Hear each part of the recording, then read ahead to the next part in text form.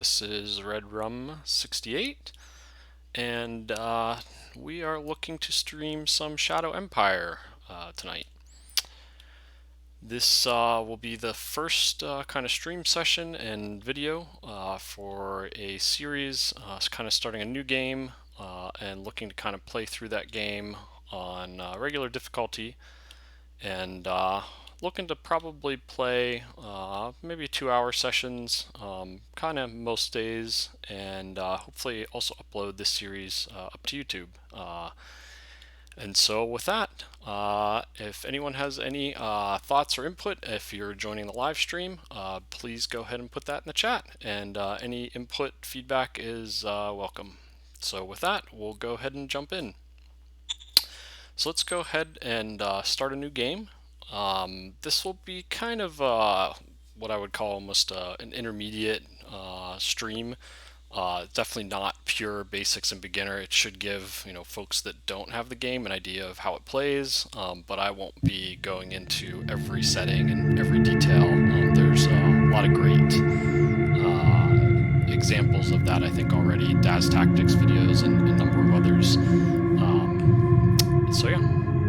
So I'll go ahead and choose a small to normal sized world for this game that's looking to kind of have a shorter series. Playing on a larger size is just going to be a bigger planet and more regimes in a much longer game. Lots of different types of planets you can choose from. I'm going to go ahead and actually just choose unclassified, which kind of gives you a random assortment. It can kind of be just about anything. I usually kind of do that. I kind of like the variety. Otherwise, if you want something that's you prefer, something that's more Earth-like, then like a Medusa or a Siwa is good. Most of the others are more barren than that. For history classes, this kind of is different settings that can give different flavor to the planet. I'm going to go ahead and just skip these and kind of play with the default, which is none of them. Some of them are pretty interesting. I have played some games with Nemesis, for example, which means one of the AIs is super strong and starts out with somewhere around like twice the amount of like cities and units as everyone else. Here's kind of the general settings. I'm gonna play as close to default as I think we can find. You can kind of go down and see, so we'll have kind of Fog of War, we know the map, but otherwise everything just one player, single city start, one army. We'll turn the story modules off. Tech level 4, this is probably the most common. Some people like tech level 3, it doesn't really give you much to start, and the first 20 turns or so are kind of a little boring in my opinion, and it's not as well balanced. Tech level 4 kind of gives you at least all the basic techs you need to kind of have an interesting balanced game. We'll go ahead and do normal development speed, just start with one council and regular difficulty level. I have kind of played on a couple other difficulty levels. I've beaten hard, but the planet generation, there's a lot of randomness, and so you can play a game on regular if you get a really difficult start and planet that is arguably harder than if you play on a more challenging difficulty level. And kind of for this game, I want a game that I'm comfortable enough to hopefully win, and two, going to try to play a little faster than I normally do to keep the stream interesting. So with that, we'll kind of dive into the actual generation of the planet. So let's see where we start here. Gravity, so I am playing with a small to medium-sized world, so generally you're going to see lower gravity compared to like a bigger planet. That's just the way that planet generation works. Larger planets have more gravity generally. These is actually not too bad. I think about 0.46 is pretty good for this size world. Temperature is in a reasonable range. Planet age is maybe a little on the younger side. Older planets, I think, tend to be a little bit more interesting, is my understanding. And then I think this map size is about as big as you can get playing the small to medium sized world, which is hoping to see maybe 4 or 5 major regimes and 20 or 30 minor regimes. I think that'll make for an interesting game. So we'll go ahead and continue. Next up, we'll be looking at the geology portion as it generates. And so there we go. So in the background, we'll zoom out and we can get a feel. Wow, I don't know that I've ever seen 39% mountain. That's quite extreme and would mean a kind of absurd amount of the map is mountains, which would make logistics an absolute nightmare. This would be an extremely slow, isolated game, and we're definitely going to reroll that. That's quite a bit of mountains. Mountains are very, very difficult to build roads and rails through. It's extremely expensive, and even the AI, and I think one of the latest betas now doesn't get as cheap of roads and rails or free roads and rails through mountain ranges, so that I think makes it a little more even for the player and the AI. So we'll go ahead and reroll. We're hoping maybe for, some mountains is good to give a little bit of structure and break things up, to create some natural barriers, but probably more around like a 10 to 20%, and maybe some water would be ideal as well. So we'll just kind of reroll here a few times and kind of see what we're getting. 19% mountainous is probably playable. You kind of have to look at the distribution of the mountain a little bit. If the mountains are clustered, it can be a little better. Maybe a little bit more than that. You can't have planets that literally are like 100% plains. It's just like the planet's just flat. It's very, very wide open. It tends to be a very fast game, kind of free-for-all. Lots of fast-moving units and tanks tend to be very, very strong. In reverse of that, the more kind of mountains and rough terrain you have, it breaks things up. It makes it easier to defend. You get chokeholds and choke points, which I think makes for a little bit of a more interesting game. Go ahead and roll again. Kind of getting a lot of really dry planets with just tons of mountains, which is kind of interesting. Okay, so here we kind of get better balance, so we're probably going to go ahead and move forward. This will take a quick peek just so we kind of have a feel for what it looks like. So we kind of have a pretty big mountain range here, but there's a gap here, and kind of between the water and the mountains, it creates a lot of little kind of pockets of areas. So I think this should be interesting and playable. There's also a lot of volcanoes, which is interesting. I have not seen, most of the planets I've played did not have any volcanoes. And it also says it will have a real but modest atmosphere, which tends to be good. It means air units may be somewhat viable. So we'll go ahead and continue with that. Down here we can kind of see the season breakdown, and the planet didn't have much tilt, so almost all the seasons are the same. So biosphere. So I tend to prefer to try to get some vegetation and try to get some life forms. Otherwise, you are playing on a very barren, deserted planet, which, if you kind of enjoy that, that's fine. I do like variations. I've kind of played a little bit of each. But I'll re-roll for a bit here and see if I can get some more vegetation and life. I think given the planet so far, given that there's some water, that the temperatures kind of have a wide array. I think it was pretty hot near the equator, but fairly cool near the poles. I think I should be able to roll some vegetation and some life to hopefully make the planet maybe a little more green. So still no vegetation. That's a bit surprising.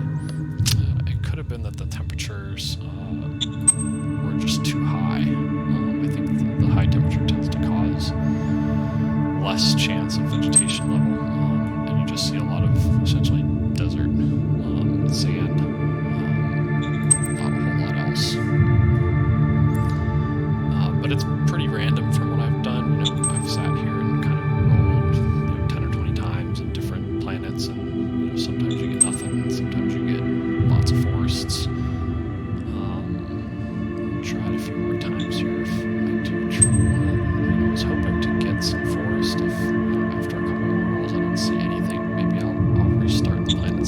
just click through real quick, because that means whatever kind of planet it randomed, I think in the background, really did not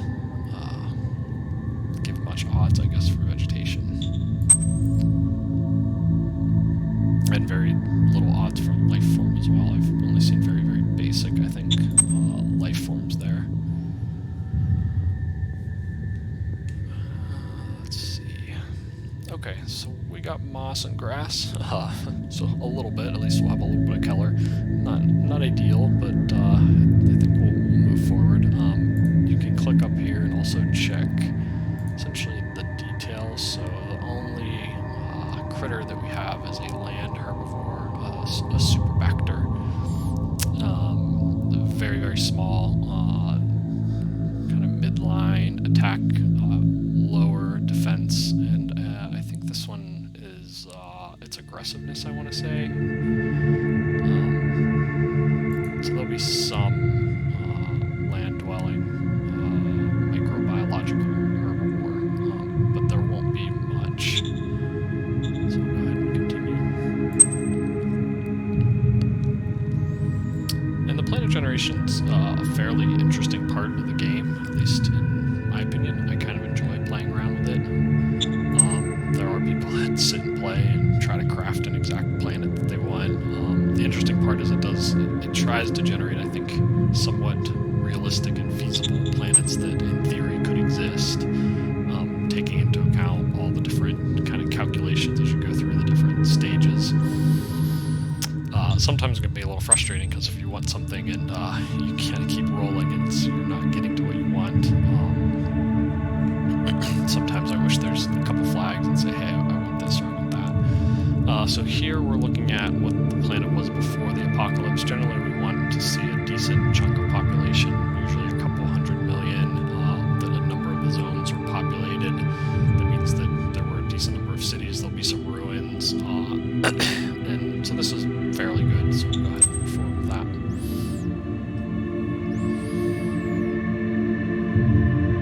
And now we'll see the dissolution war and the apocalypse and essentially see what survived. It's kind of what we have left here. And so there we go. So about 1.7 million survivors, and then this gives a breakdown of what the minor regimes will be. And so we got mostly scavengers, decent amount of raiders. Raiders tend to be the more aggressive miners that can really kind of try to push on your territory and borders early on. And then farmers are the friendliest, and usually you can either ally and look to diplo annex them, or just declare war on them and essentially take their cities because they have pretty poor units. Let's see. So I think that's okay. This is probably going to be a little more in the challenging side of a standard regular difficulty game, given the chunk of raiders and lack of farmers. But I think that's okay. We'll go ahead and move forward. And so ultimately, here's kind of the summary. Here we go. So air pressure will be 449 millibars, and you can usually compare the pressure and the gravity.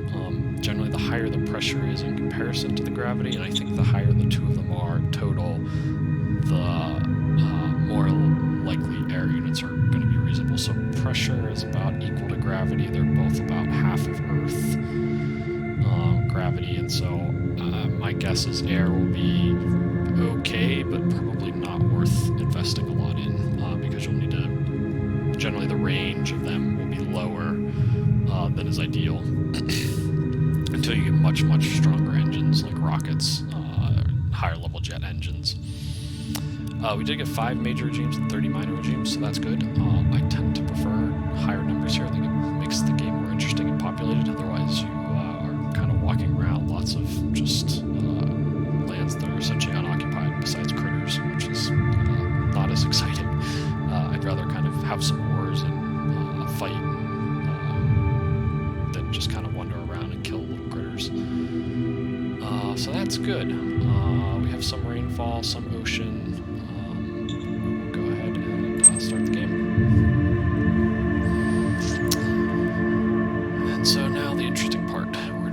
placed, as well as what do we start next to. That tends to be one of the biggest factors, is kind of what do you start near. If you start near all farmers, you're going to have a much easier start than if you start near all major regimes or raiders. So we'll go ahead and change this to Empire of Red Rum. And since we're an empire, I guess our title should be Emperor. Primary color, so this will be the color of, I think your city and your units. I tend to like a gray or, like a tan or a light brown. So we'll go with gray. Unit color. I don't know that this really matters. I always kind of like teal. Like a teal turquoise. That looks cool. We'll do a vertical flag like that. And let's see. For our icon, we'll go with I don't even really know what that is. It looks like a tree. That's some kind of combination of things. I guess we'll stick with the fist. Simple. And let's start. Okay, position war. So then we pick kind of go through the 3 different profile categories and pick what we want to start with a little bonus in. Government, enforcement, commerce. I will play what I think are maybe the strongest and easiest to play. There's, I think, some debate, but I think these 3 are generally considered pretty strong, so I'll go government. And government kind of gives different bonuses, I think, mostly political points, a couple other things. I'll go, so this is fist, mind, and heart. I like mind. Mind helps with research bonuses, so I can get further down the tech tree quickly and get better, essentially stronger units. And then the last one here I'll go is democracy.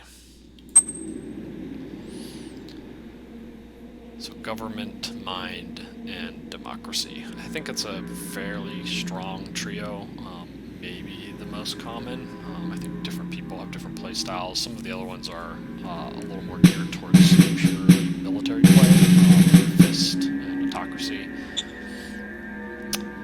Okay, so let's go ahead and start and see what our starting generation. So dust to dust, taking over.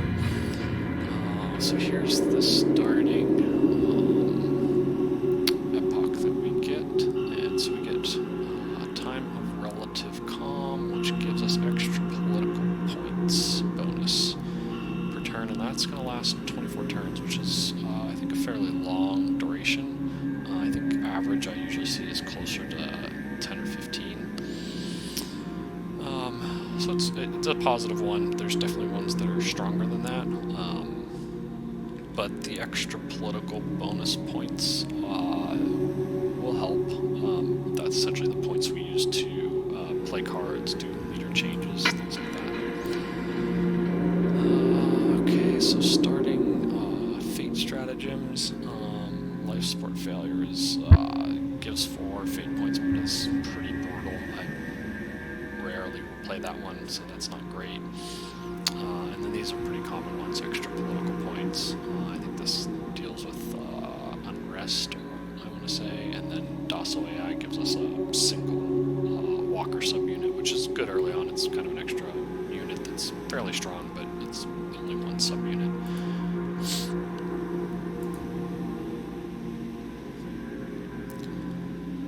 Okay, so here we go. I'll go ahead and click through any obvious decisions. So let's see. So Cretarock wants to erect a statue. So he is Caleb Cretarock. He's the commander of my first machine gun infantry brigade. So he's an OH commander. There have been so many militiamen and soldiers that died for us over the years. There is community effort close to my family compound that involves the construction of a statue to honor the sacrifice of the unknown soldier. I'd like to support this effort with my own humble means and leaderships.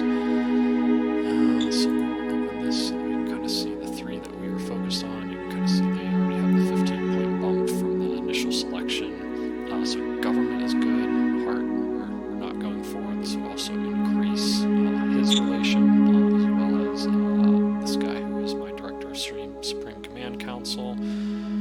Here we can increase mind. 2 of my guys like that decision, but it decreases government, which is not ideal, and then reproach leader, so that would decrease my relation with him and give me a fist, which I don't want, and decrease government, which I do want. So it's definitely between these 2 options. I think early on it's better to get government, because I want to get the 2nd level of government, which gives the public industrial bonus plus 40%. So I will go ahead and say yes. Yes. So you can see government and heart get a bonus, and you'll see that then immediately happen here. So you can see the bonus. This one increased and this one increased. So this is good. This is now over 50. So after 7 turns, I will have a chance to start getting state companies, which gives me that public industrial bonus, which is one of the strongest bonuses and why government's really good. So Ascension speech, this one, obviously going to go democracy, since that's the kind of direction I already chose to start down. Yes, sir. Also, 2 of my leaders like that, so that's great. So again, we see an increase here. So I now have 50, so I would qualify for the quality of life bonus. And new org, I will wait on this one till the end of the turn, as I'd like to play through and kind of see what type of council I need to start with. Most of the time, I will either start with economic council, military, or model design. You can try to start with one of the other councils, but you are at that point are having a pretty specific strategy. Okay, there we go.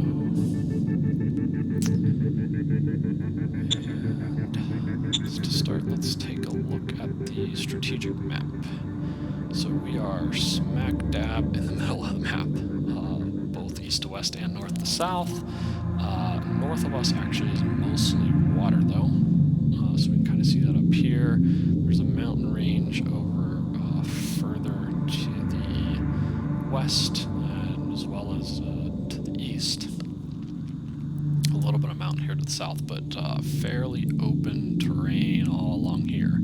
So hopefully we have some miners that we can attack. The good thing is we already see a few cities, and so my starting city is called Hawking. And on the strategic map, you can see that we actually see 3 other cities already. So we'll see. So non-aligned, so these would be where any critters are, the non-aligned forces. No real major bonus towards going that direction, so we'll probably ignore that and just try to shield that direction. Blackland is a minor regime.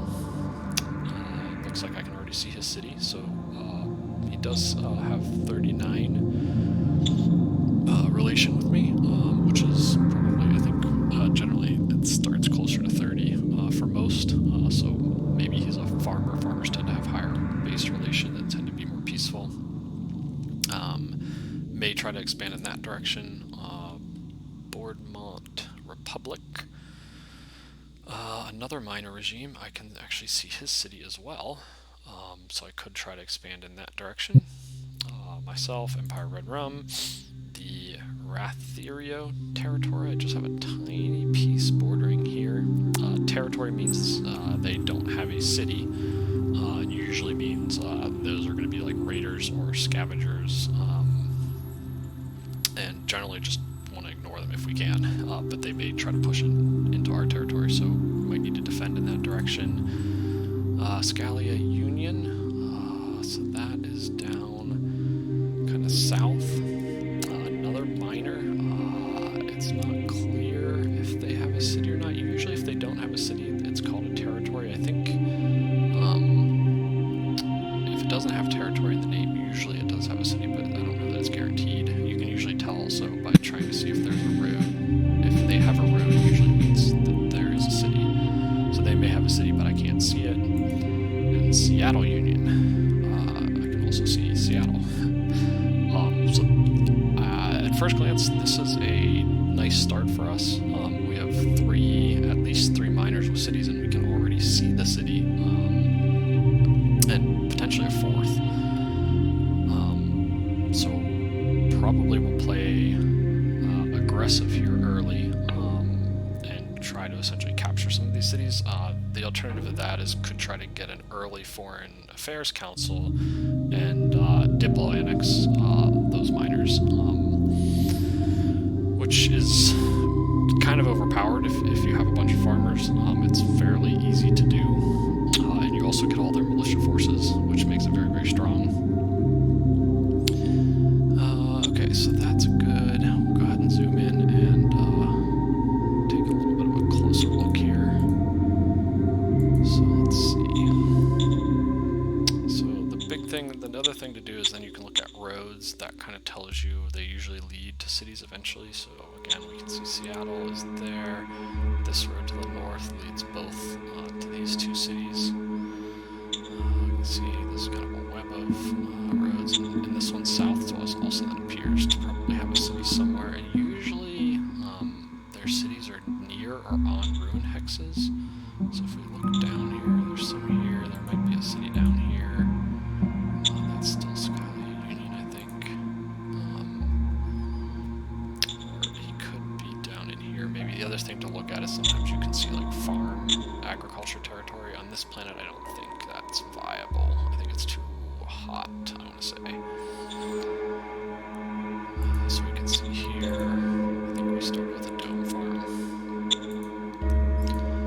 Okay, so the next thing I want to do is try to expand and push essentially all of my units more or less as far as I can. Seattle is by far the closest to me, though these two are very close as well. So this is going to be very, very interesting early on. I'm going to go ahead and move the mobile unit kind of down this road.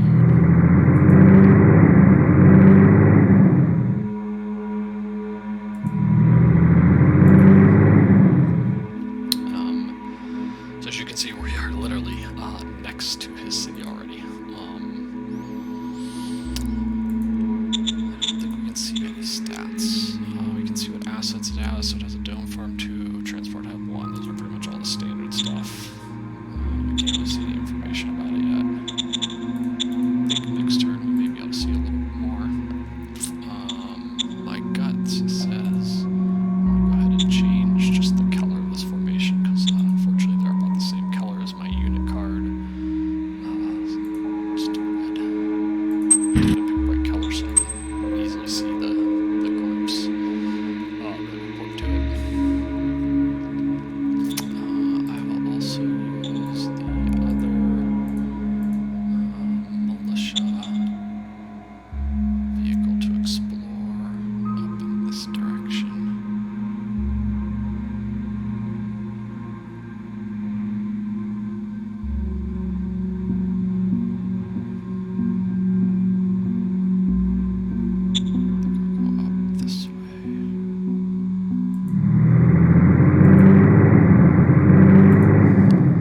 And yeah, I'm very close to those two as well. Unfortunately, I cannot tell yet exactly what type these are. But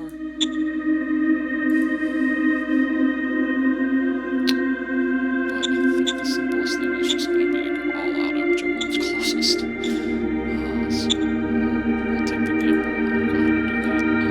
I don't really like playing early foreign affairs council. It's fairly overpowered and cheesy.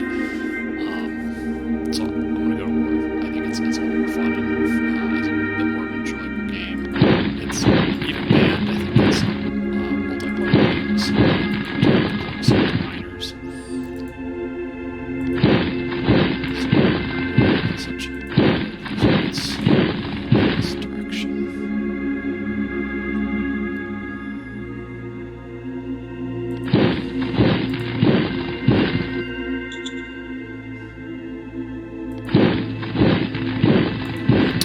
Also bring the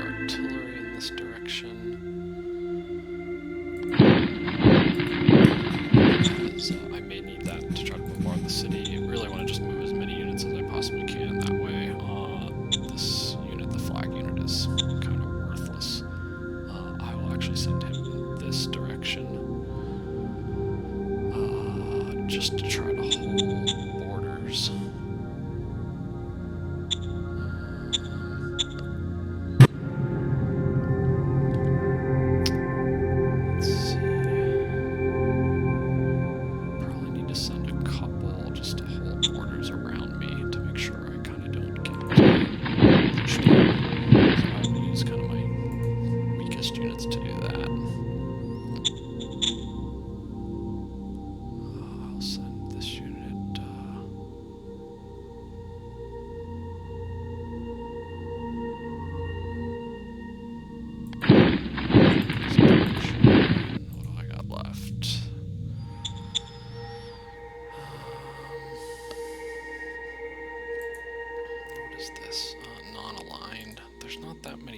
So I don't think that they would move towards me, but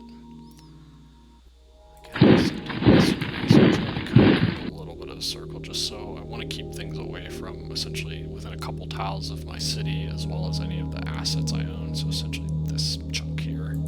So I'll use my really weak, kind of useless groups, the really weak militia units and my flak unit. I will send the larger militia unit.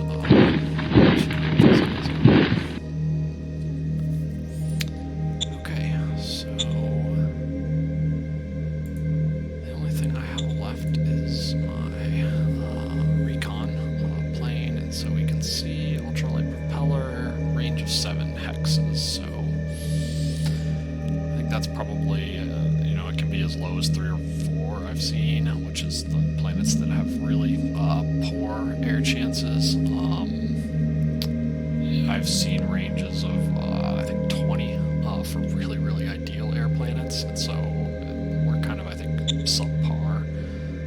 It still could be useful here early game, and we can do some recons. You can kind of see the range.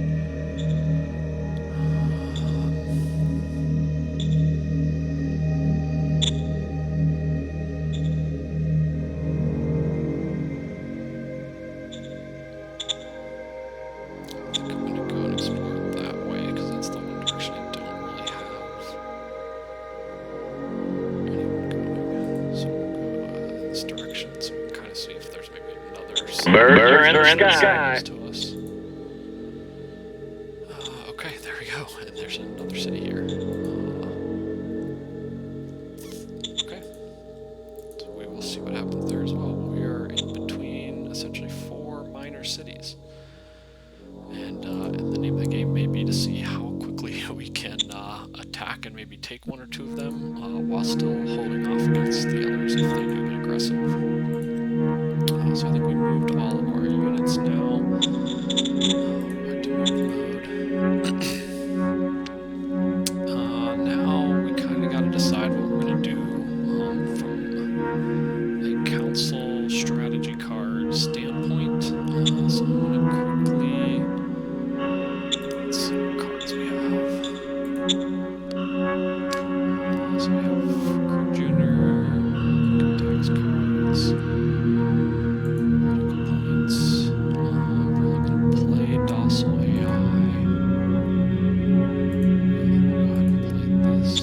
Copy that. Give us an extra unit. I'm just gonna scrap that one. Decreasing, so I don't need that card. And the rest I'll keep for now. You gotta get up to 15 scrap points, so I need a number of additional cards to be able to actually create anything, so I'll wait on the rest of them. This is really the only thing that's probably worth trying to play. My odds are not great. But there's, I think, fairly little downside of playing it if it either fails or you get an increase in tax. Yes, sir. And it was successful, so there you go. And so we can see now our income tax level is 30, which is pretty good. I usually shoot for around 30, 40%. That tends to be about enough to balance your budget effectively, along with selling some usually rare metal. So the next thing I want to look at is our starting model.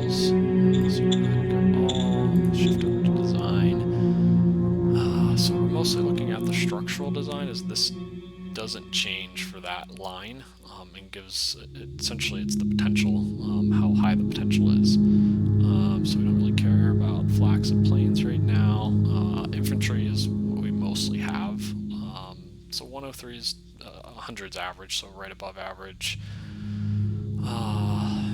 They did okay. Their initial weapon roll is decent. Their initial armor design is poor, so that means hit points are a bit low, but their attack is decent.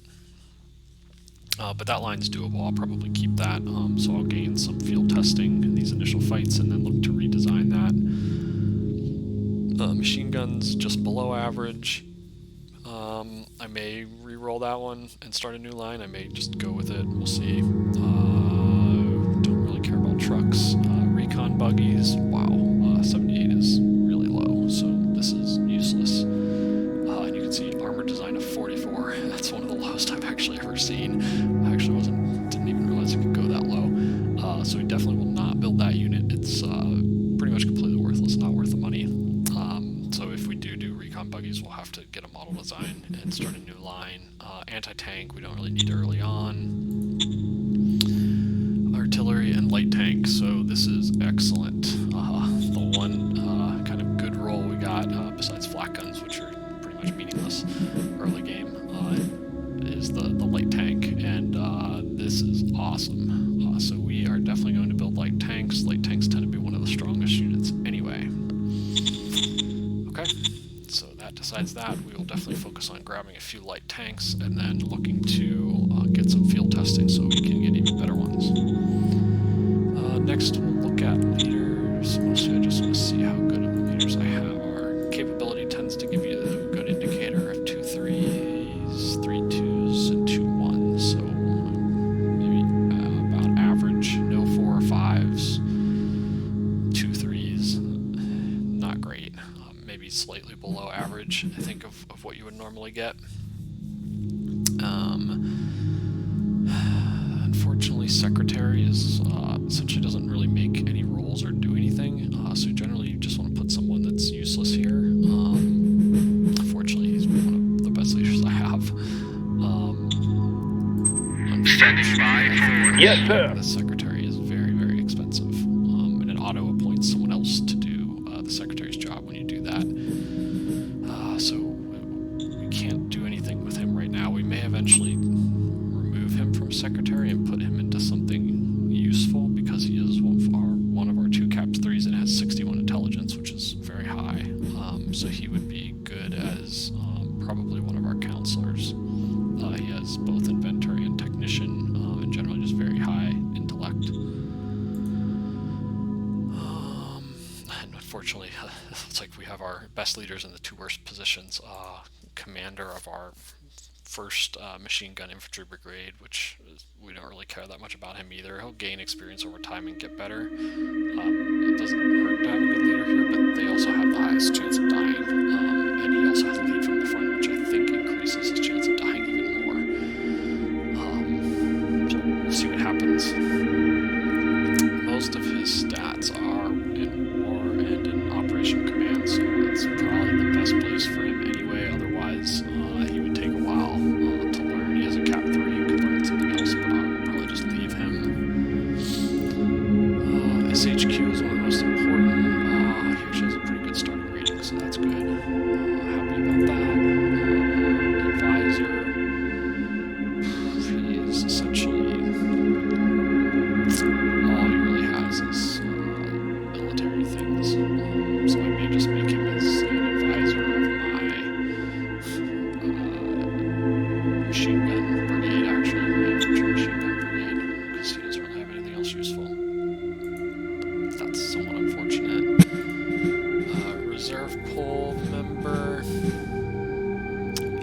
He's not really as improv, which is good, but besides that, he's just a Cap 2 and really doesn't. I mostly want intelligence stats, so the war stats and the charisma aren't that helpful. Director of Supreme Command Council is pretty bad. He has almost nothing. He has a little bit of improv, which helps across the board, and at least he has 20 intel. His charisma charisma and war really, really low, and he's cap 1. It would be ideal to eventually replace him. We'll see. And my governor, which he actually has a little bit. His potential's poor, cap 1, very low. Intelligence, charisma, and war, but at least he has a little bit of starting experience, so at least he's making some bonuses on rolls. Probably the one good thing is most of them have a decent relation. The secretary, in particular, has a very low natural relation point, and that's because he hates government, which I'm increasing a lot. So, yeah, that's not ideal either. So I don't think there's anything we're going to do immediately there. We'll kind of see next turn, as we'll have to, whichever council we pick, we'll have to get a new leader. So profile, we're kind of just going for the democracy government in mind. Techs.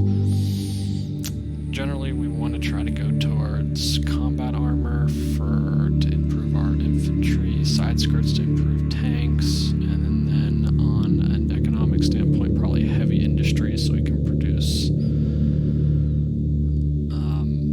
machines, and then hydroponics. Since we're stuck with dome farms, hydroponics are going to be a lot more efficient for generating food, so that we can kind of avoid having to build a bunch of dome farms, which are very population intensive. Okay. So given all of that, let's make a decision on which council to go for. Let's see. The one other thing I want to look at is what are my starting deposits, so we can look at the mining report. So we have a metal and a rare metal. Both are level 6, which is about average. I think 6 or 7 is average. 8 or 9 is good. 5 or below is bad. And the reserves are about 20k metal, so we have enough to survive for a while. And we have a few ruin hexes. So I think I am going to, given the start, that I think we're going to be fairly aggressive. I'm going to go ahead and open military. Yes, sir. So that I can try to research a few of the military texts, and then I'm going to grab probably model council so that I can redesign both infantry and tanks based on hopefully the combat experience that I get from fighting some of these miners early game, which hopefully kind of snowballs into stronger, better units, and we'll kind of see where we go from there. Let's see. I don't think there were any other strat cards I needed to play. Workshop, replacement troops, trade. I don't really think there's anything we can sell. What we need to decide is what we are going to build, and what I think I'm going to do is kind of look here. I think I'm going to build a light tank right now because we started with a metal mine, so we're getting enough metal to kind of survive, and our capital generates enough industrial production. Those are essentially the two things that everything costs, both units and buildings. So we'll go ahead and build, raise formation as close as we can. Actually, it won't let me. I just need to put a smaller unit. I almost actually spent too much of my political power points, so should have paid a little bit more attention. I got lucky. I had 2 points left, and I am going to use it. Unfortunately, 98. What am I short on? I'm short on industrial points, so there's nothing I can do about that. I am going to go ahead and raise as much of the tanks, so I'll get 4 out of 5 of the light tanks. Raise that formation, and then I will also, I think I can reassign the tanks to the OHQ. So placed it, reassigned it, and the goal then is hopefully it will slowly regain its readiness along with these units as I move them and kind of walk towards this direction. And then in the next couple points, I'll put them in position to declare war and hopefully take out that city. Since we built the tanks, we don't have any industrial points to do anything else. The only other thing I think we want to look at is the preview points. And sorry, I'm going to use a few hotkeys to kind of maneuver around. I'm going to turn on preview points, traffic signs, and then remove the units. So I kind of want to see where my logistics points will be going next turn. I will update to send. So I turn this off so it respects pull points. Essentially, so what it'll do is it'll only send whatever is needed, the bare minimum, north. And I think I want to do the same this direction. So essentially what I want to do is funnel as many points as I can towards that city, since that's what I'm going to try to attack.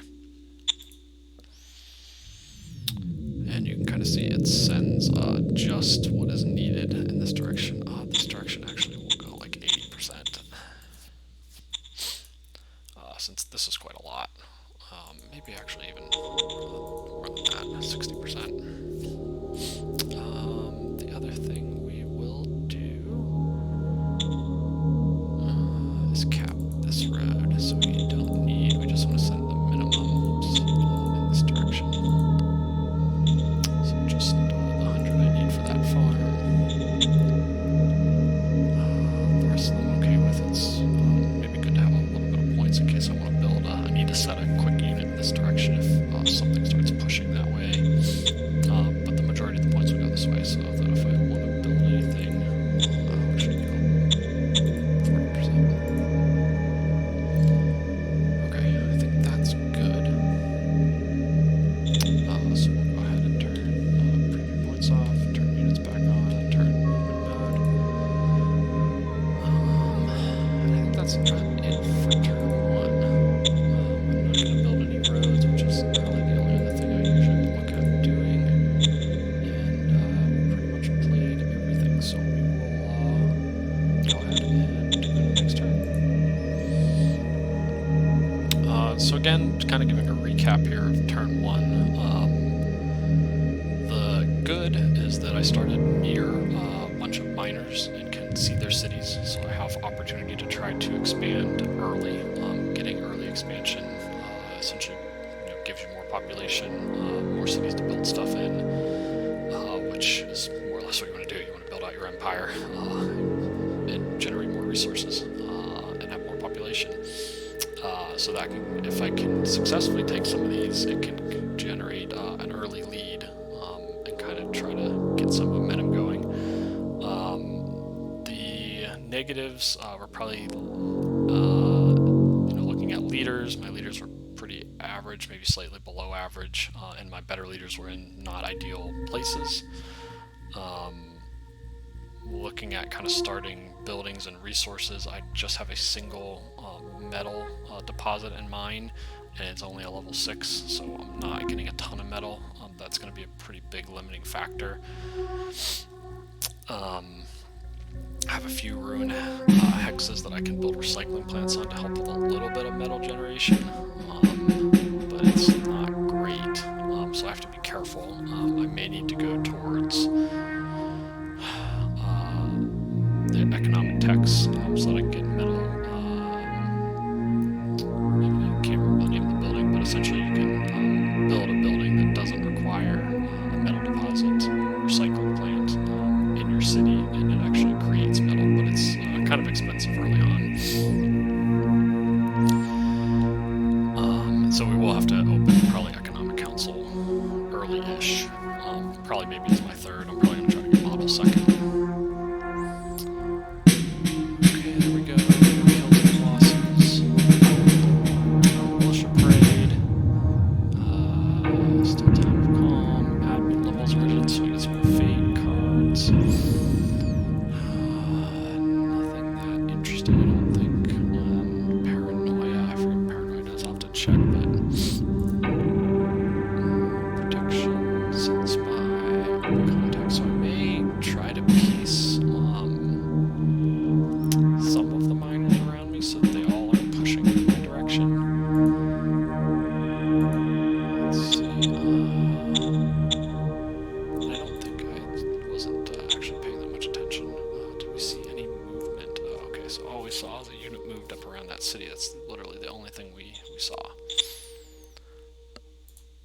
Okay, so there we go.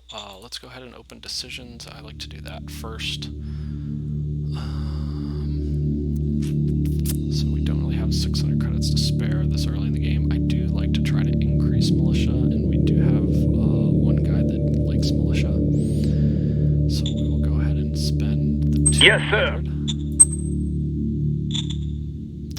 National budget-wise...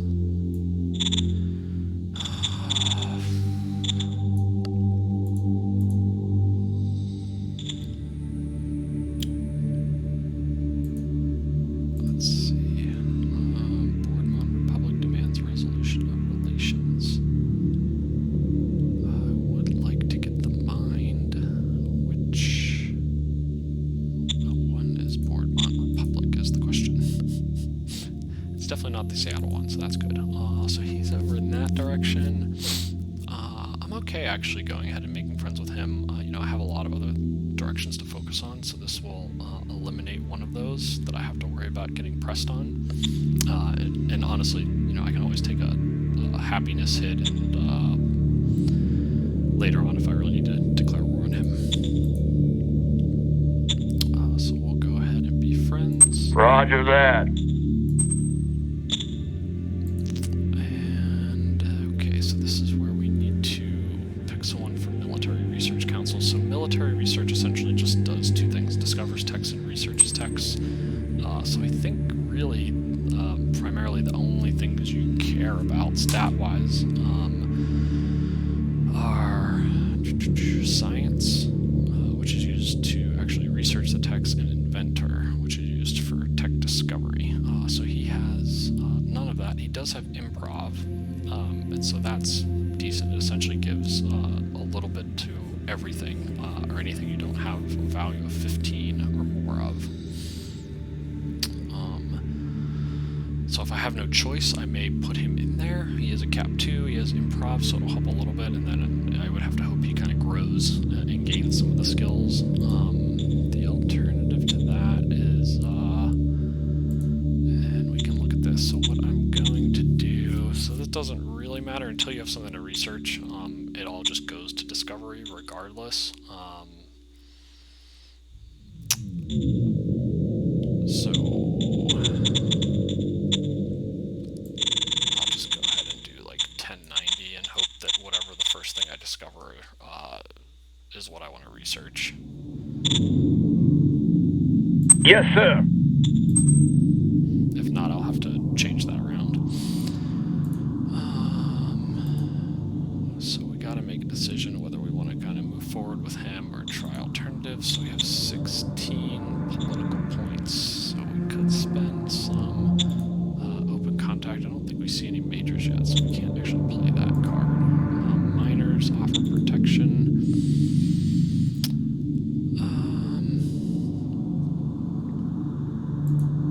So you can kind of see the difficulty. Okay, so interestingly, the difficulty is high, even though we're at peace with Vermont. I think all the difficulty would be too high. Usually you have to, I think it's open contact or peace them first before you can do this. So almost all of these are going to fail unless I had a very high bonus roll because of the difficulties, so we can't really do anything with that. I'll probably use the spy card. Let's see what else we have before I do that. I'm thinking about trying to recruit a junior here to give me another leader in the mix. Maybe I'll get lucky. Let's see, paranoia, that increases fear. This one is really bad as it kills population and increases danger. Now, if I was desperate for fate points, I would probably play paranoia, but and actually paranoia is not bad because fear isn't really that big of a negative. So this is actually got lucky here and got a good card. So when I do want to get fate points, I will play this one.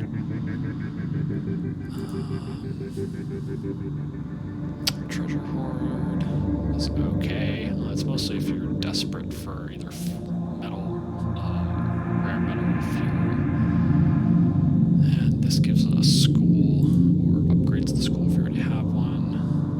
I don't really need charisma rules, so I'll wait for now on paranoia.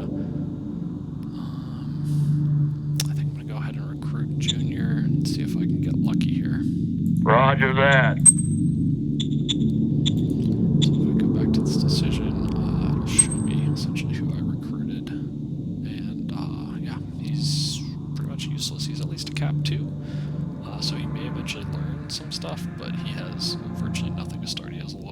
of infantry and tank tactics.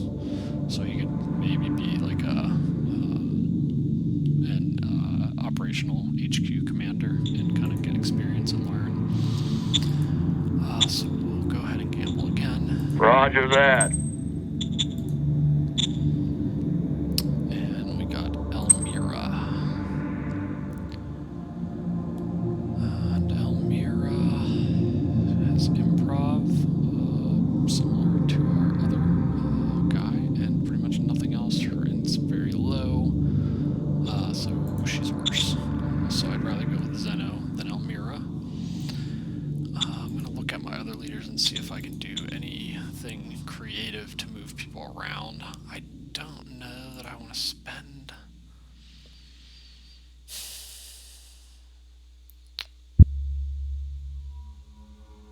Maybe it is. I guess I could play... Well, it might actually be worth it. I'm thinking of pushing him. So he does have Inventor, which is one of the two I'm looking for, which is good. He does not have really any science.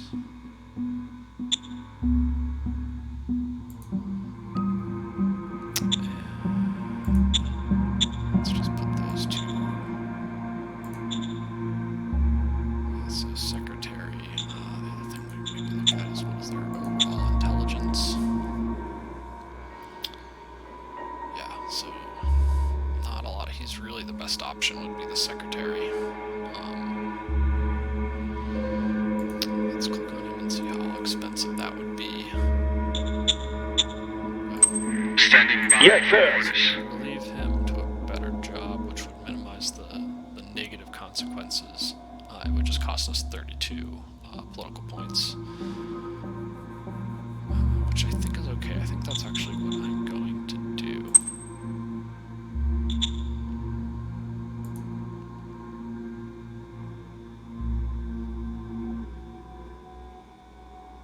Yeah, we'll go ahead and do that. So to do that, we need to play this card. Yes, sir. That gives us lots of political points. Then we're going to call our secretary. Standing by. Yes, sir. And yes, our sir. job. And then you can see he now shifts to being available here, and it put this gentleman as my new secretary, which that guy was pretty useless, so that's great. Kind of puts him somewhere I don't have to worry about him. And you can see suitability rating 23, so much better ratings overall. So we'll go ahead and... Yes, sir. He also, because he is fairly senior, gives some benefits to relation to all of our leaders and kind of help out across the board. I'll probably just do 50-50 between military and Supreme. Supreme is going to continue to generate political points for me and cards, so that I have some flexibility, and military is obviously I'm trying to get some early military techs, so we will split them 50-50. Roger that. Okay, so I think we did all the shuffling around, and overall I'm pretty happy with that. Not too bad. So let's go ahead and move our units now. Let's see.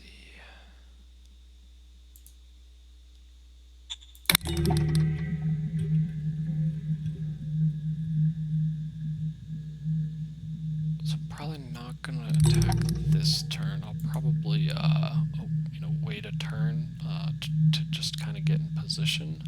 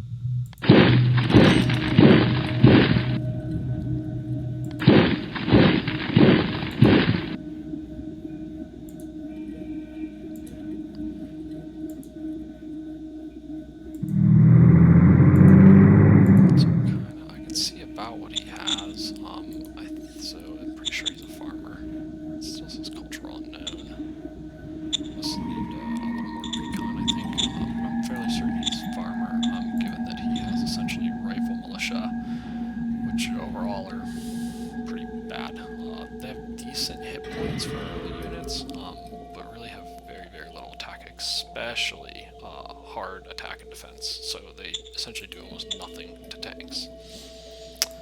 Which is why light tanks are so excellent to try to play here. So I'll go ahead and move.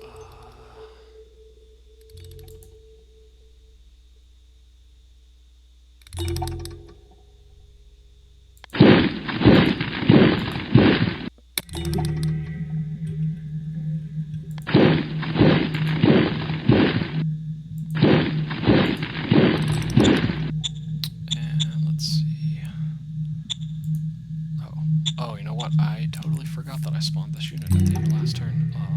Really should have. I think it starts at movement points. I'm actually not positive, but if it does, I really should have moved it. Up here.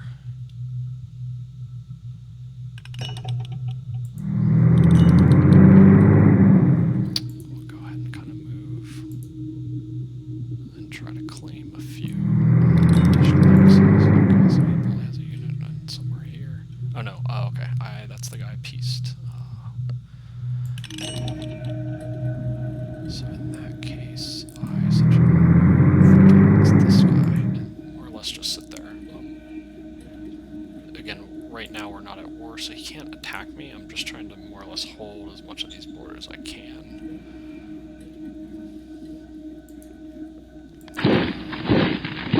This guy can attack me, and I did see, I should have paid a little more attention, but I did see his symbol.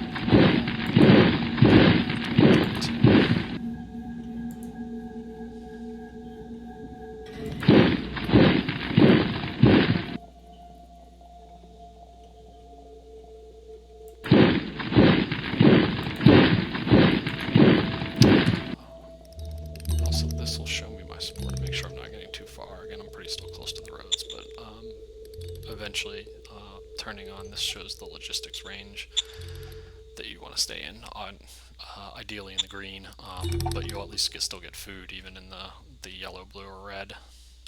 Just you won't get all your fuel and ammo. This is non-aligned. I'm not really that interested. I'm going to try to bring him up in the direction.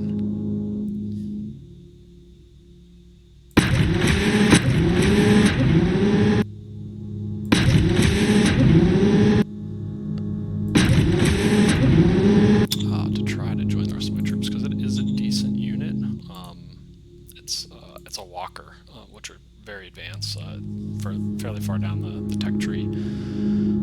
It has good hit points, and it's considered a hard target. It has good soft attack, so it is only a single unit, but it's fast, and essentially requires like no upkeep or supplies, so you can kind of move wherever you want, which is kind of cool. This guy is continuing to spread out in this direction.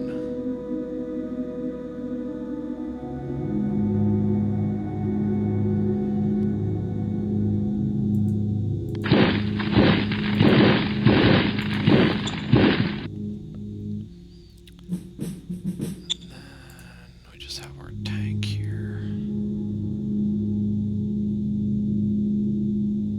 Ideally, we would surround the city a bit more over the next couple turns. But for now, I really want him to gain as much as possible.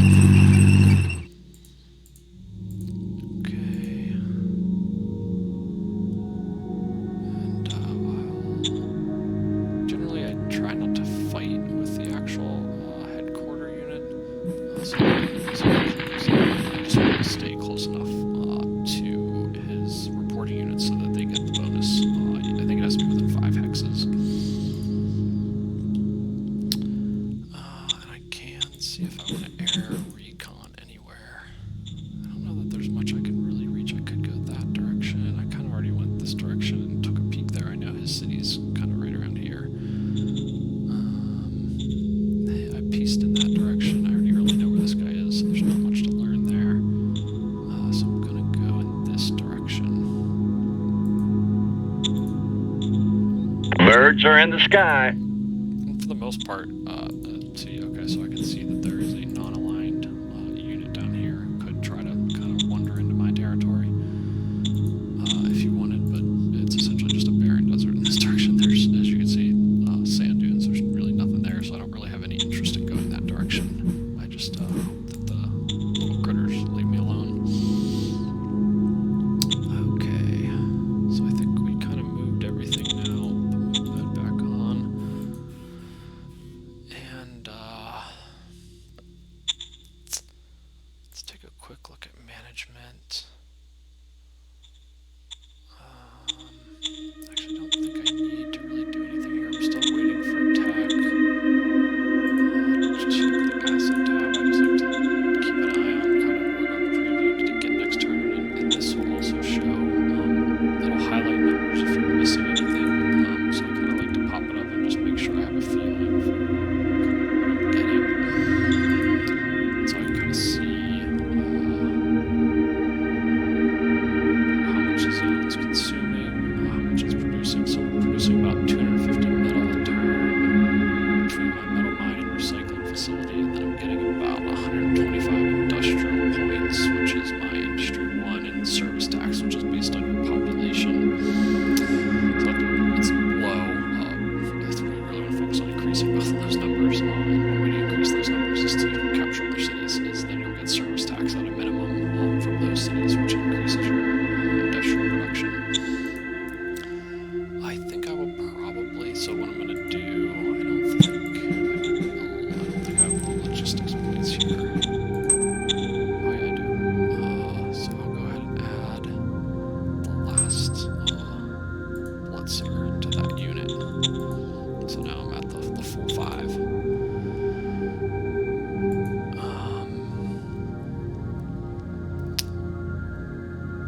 And doing that means I don't. The other thing I need to start thinking of is maybe upgrading my metal mine, but it costs 125 industrial points, so I cannot do that quite yet. So I think I will probably just hold on to my points in metal and either build a building next turn and or build another light tank. I guess I could. I don't know if I have enough to start. Let's see. I don't know that I have the 50% to start another light tank. I do, I think. I would only get 2, I think, out of the 3. Because I'm at 55, I think I need 60% to get 3.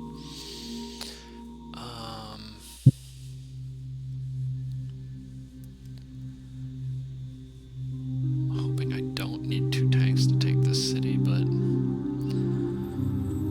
it's probably just worth doing anyway. So I'll go ahead and raise that unit and do the same. I'll change that reporting structure to report. I can't, is our... Oh, I clicked on the wrong unit.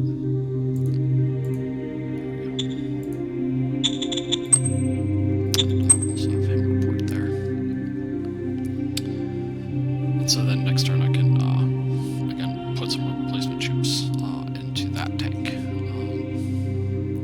one thing I did want to check is how good is this leader.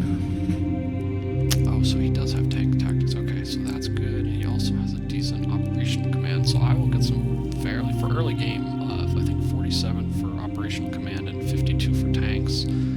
Is pretty significant, so I can get some pretty nice bonuses to my tank units.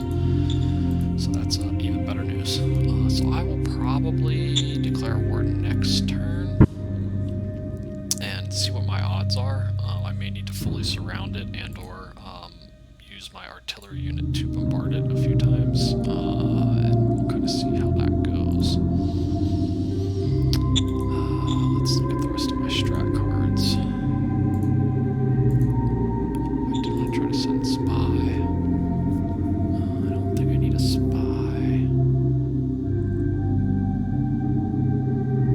So I'll probably send my spy in one of these 2 directions so I can kind of see what's going on there.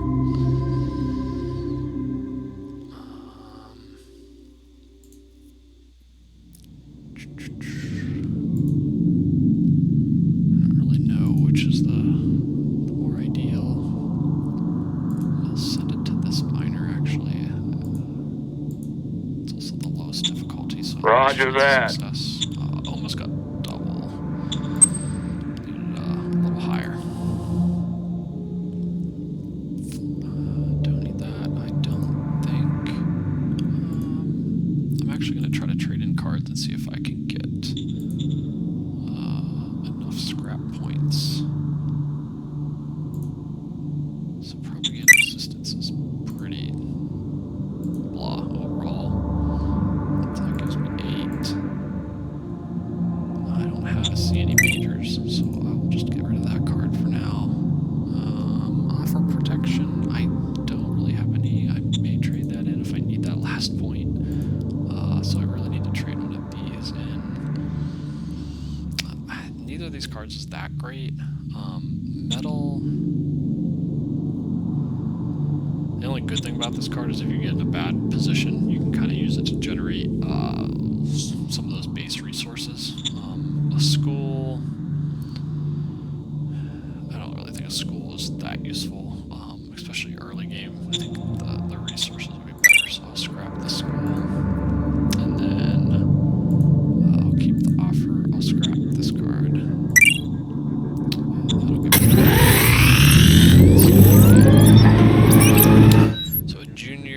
meritocracy staffer has been convinced to join us if played meritocracy +6. Okay, so that's kind of a bummer. So not only is he junior, which means it's probably not a very experienced leader, it also gives meritocracy, which also isn't good.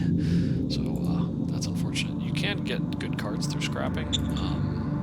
Some will give assets, or obviously if you get one that buffs the profiles that you're going for, those are nice to get, but we pretty much got a double loss. We'll probably actually end up just scrapping that card itself, but we'll leave it there in case I'm desperate for leaders for now, since now after you scrap, I think the cost slowly increases, so now I have to get 16 points, so I'm not anywhere near that, so it'll be probably 2 or 3 turns before I can maybe get another card through scrapping. So going through workshop, replacement troops, I can't build. I essentially don't have any industrial points left, so I can't really build anything. Check trading. I don't think I really want to sell anything. I realize now I actually have virtually no fuel, which is eventually going to be a problem,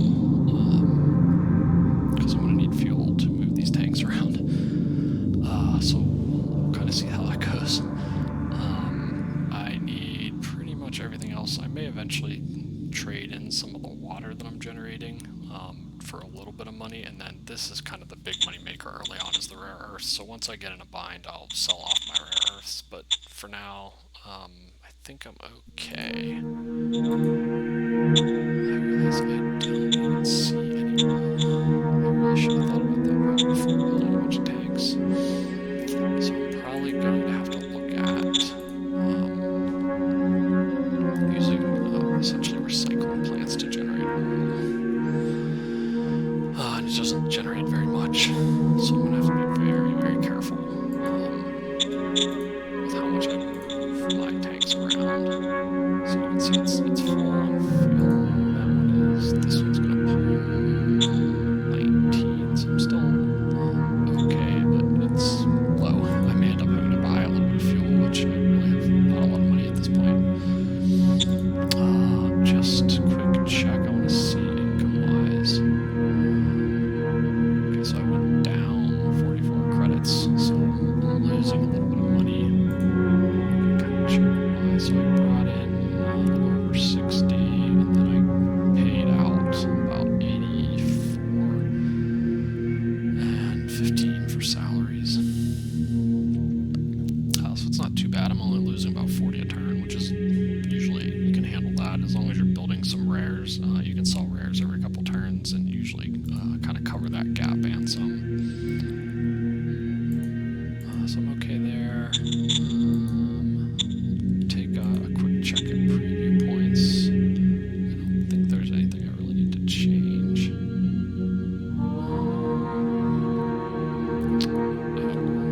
Actually, cap this. I don't really need any in this direction. Now that I pieced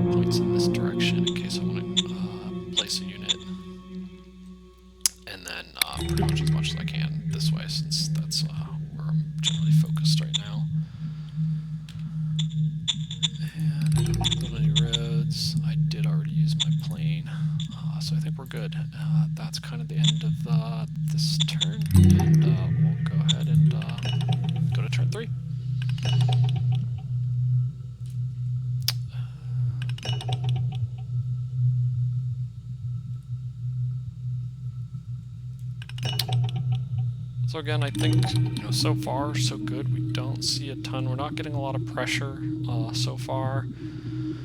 We're hoping to pick up an early city, which would be a pretty big gain. And it looks like his units are pretty weak.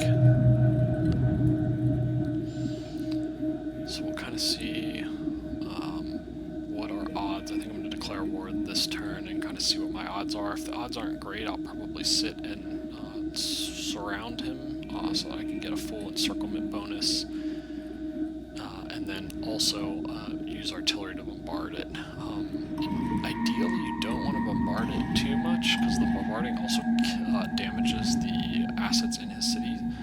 And if you end up doing too much damage to the assets, they can either die and be destroyed, or they become inoperable and take quite a long time to repair, which means I will have to pretty much supply everything to that city because it won't have any buildings that really do anything.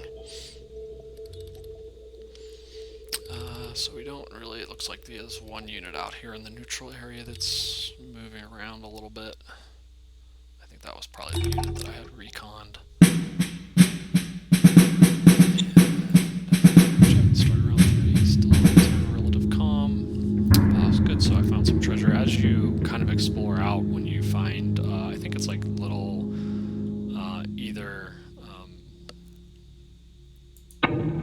towns, free folk, or near any kind of neutral, I can't think of what they're called, but neutral things, you can often get some free resources, sometimes even units from them, so it's good to kind of explore out. Got just 2 cards, so not great. Expanding, don't really care. Let's see what decisions we have. Okay, so this is quite interesting, actually. Just got very interesting. So I think this would be good. I'm not exactly, I don't know that I've actually used the yes decision on this ever. So what happened here is essentially in the Seattle Union, which is the minor that we're trying to attack, there are some dissatisfied folks in there, and they are offering to join me if I promise to invade Seattle in the next 12 turns, which I'm planning to honestly do this turn.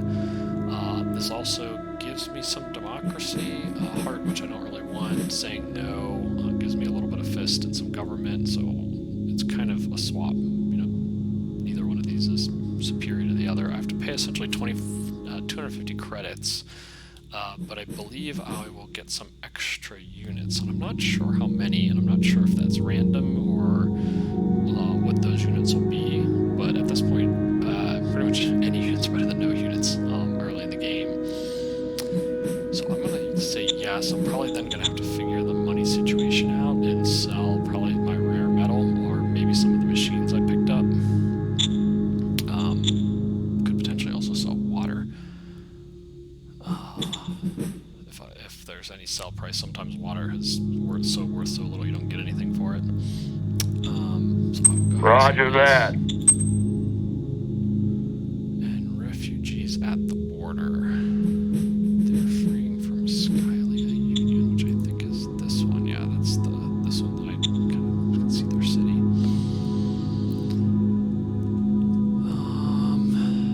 The president of Skyla Union has radioed us to make clear we should not allow them in. So I think if you accept the refugees, you actually get that population in your city.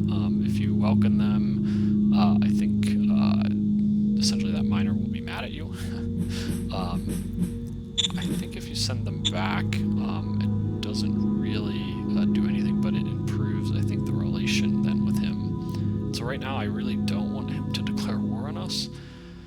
So again, I think it's better to be friendly. Again, when you look at these two, it's kind of a wash. I don't really want either of them. It's probably better to get a little bit of fist since I already have some heart. So I will go ahead and send them back. Roger that. So that increases my relation with him, so he's a little happier for now. What is 47? It's actually not bad, so, but I can't see. I can see he's at peace since we actually had that decision.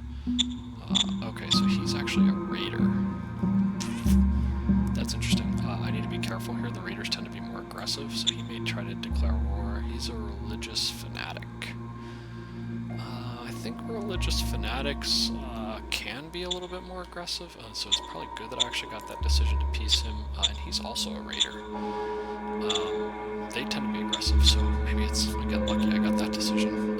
Yeah, and see, this guy's a farmer, and that's what I thought when I saw. I'm pretty sure if you see rifle militia, they're almost always farmers, which are some of the poorest units, which is why it's often best to try to attack them first and try to take their city, because the raiders, I think, will be a little more challenging to fight against. So we'll look at our strat cards, see if we want to play anything interesting. Again, I could try to offer protection. So Boardman, who's the one we peace with, does not look interested. And I think they're probably not interested because of the type of miner that they are. So I think raiders and religious fanatics are a little more aggressive, so they generally don't want you to declare protection for them. Seattle Union actually is a farmer, and they generally do like that, and you can kind of see they are the lowest difficulty, but since I'm attacking them, I obviously don't want to offer protection. I still could play Paranoia if I end up needing the fate points. I'm just kind of leaving that one there until I need it. And so what I could do if I get desperate is play the Paranoia and then play Treasure Hoard to grab metal, rare metal, and fuel. Try to see if we can survive without doing that, but that's kind of our backup plan at the moment.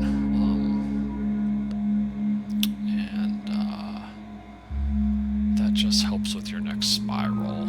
So Shadow Spy can be helpful if you have a certain card that you want to play that's related to spying, and you don't have good odds. I think it increases your odds by like 40, but early on it's not really necessary. It's kind of a useless card for the most part.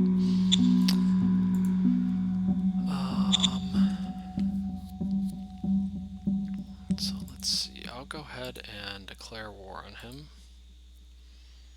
So it'll give me a little bit of increase in fist, but my relation's low enough that I'm not going to take any negative happiness. Roger that. And let's kind of see what kind of odds I have now. So I will kind of just check in general. It might not be great yet.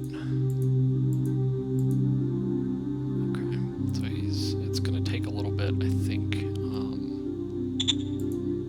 to be able to take him out. Probably what I'm going to do this turn is try to set up an attack so that I can fully surround it.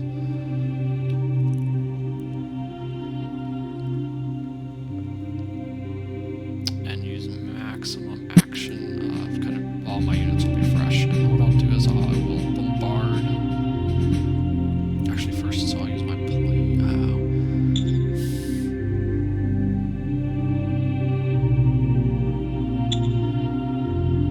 I realized flying my plane around actually takes oil as well.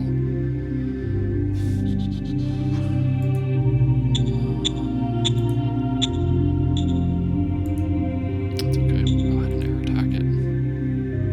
So he doesn't have any units that will that can shoot at air units, so it's essentially a free Bombs away! there's so it actually killed some. Again, actually, the bigger thing is it actually increases the Whiskey recon Tango on hex Foxtrot. significantly. So I got a few hits out of it. You can kind of see I killed 200. I caused 400 to retreat, which decreased his entrenchment a little bit, and decreased his readiness a little bit. So those units in particular that retreated will decrease that. And obviously I killed 200, so killed a little bit, about 5% of his forces. So overall, helpful. I will now use this unit and bombard the city. So switch to ranged attack.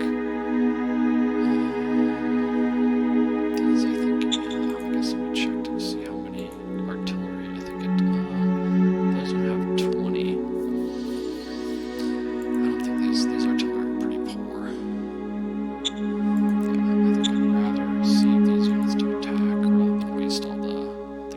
points.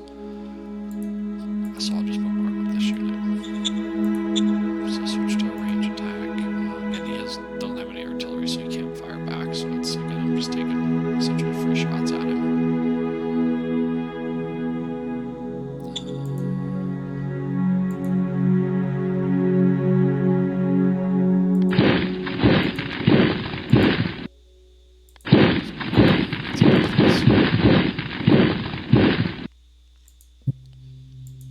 Just trying to essentially move everything adjacent to it to get as much recon on it as I can. Okay. Now we'll do it. Switch, ranged attack. Boom. Fire when ready. Okay, let's look at how it does. So I'm getting a pretty good amount of hits, actually. You can see the white numbers are hits. Unfortunately, I'm not getting any kills. And I think artillery has a less chance of causing kills, more chance of causing retreat. So you can see, I think I went for 10 rounds, and I'm hitting a fairly good portion of my shots here. On average, I think I hit it, 6 to 7 out of 10 for each of these. They do 2 attacks per round. You can see here, though, I did a bunch of damage to the assets in the hex, which is bad. Since I want to take the hex, then I'm going to have to repair that damage. And so we can see this actually decreased because of the numbers that took hits and the number that retreated.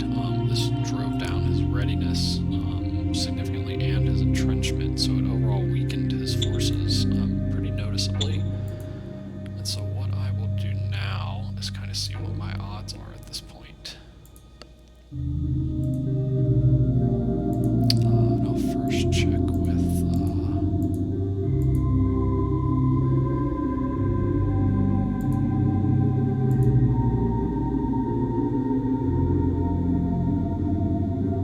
so the odds are okay. I probably won't win, I don't think.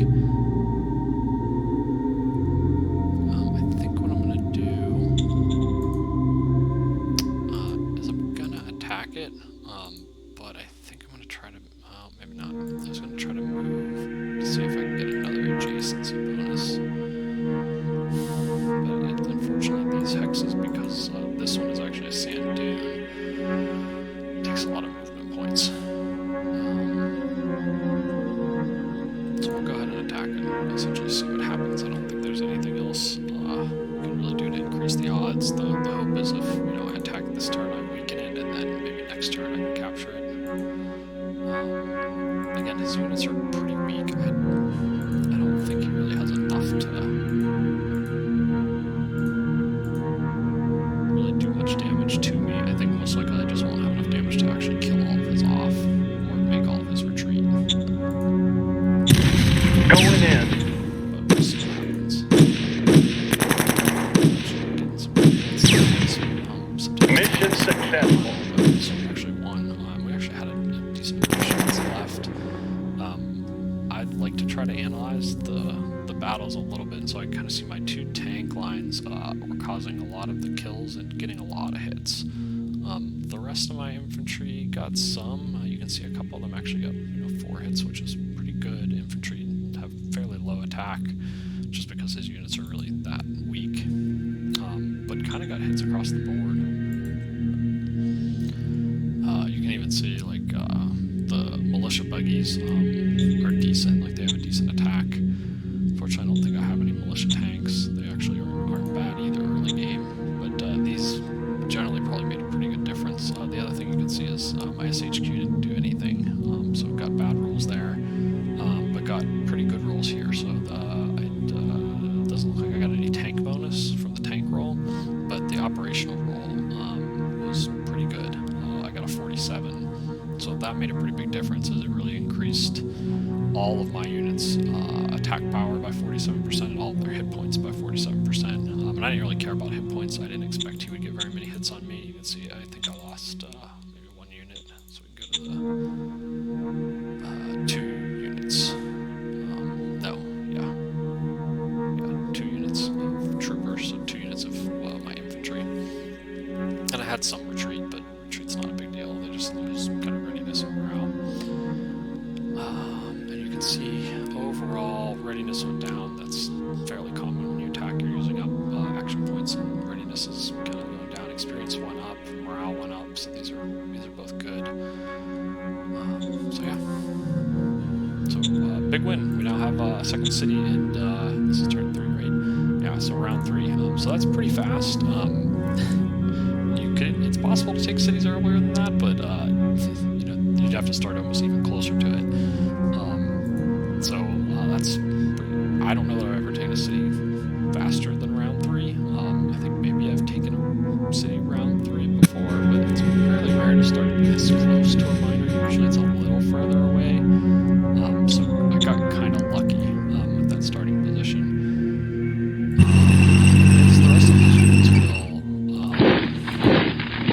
since it's a minor, they will not evaporate, but I guess cease to exist. I don't really know what the right word there is. But I will move essentially all of the units into the city that can. And the reason is that will help start to push unrest and any danger or unrest it has down. So yeah, that's good. And I believe I will get all of his territory, so I don't know how far his borders are out. We'll kind of find out next turn. Okay, so let's move the rest of the units I have left. I really don't want to make this guy mad. I will move, just kind of grab, is this his territory? Yeah, it is his territory. Okay. Actually just going to leave that unit there. I more or less just want to hold here until I move units up to fight. And so next, you know, I'll see what happens here. If there happens to be another minor, you know, close in this direction.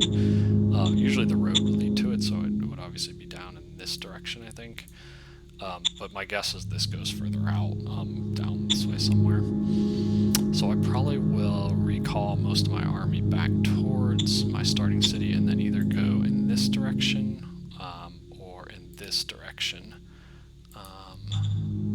Probably north, because the relation I have with the one up north is lower after the event I got this turn. So I think he's probably more likely to declare war on me. And so I will leave this one alone for now. So I will kind of move up in this direction.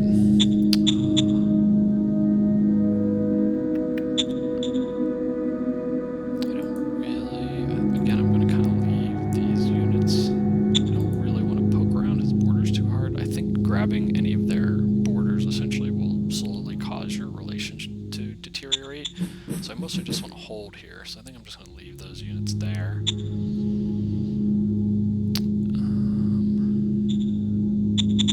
And then I'm going to get all of this soon. This is all the non-aligned. So I don't really care much about that either.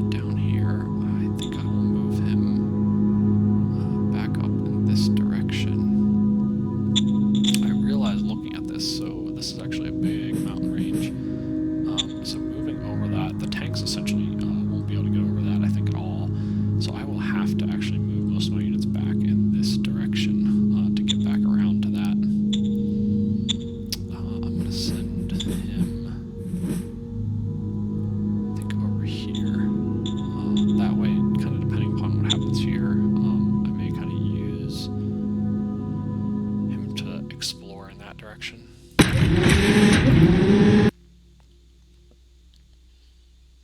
And used plane, I'm going to leave those units. These are all just kind of weak blocker units, just holding terrain. So I'm okay with that. And I think this is the only unit that I need to move.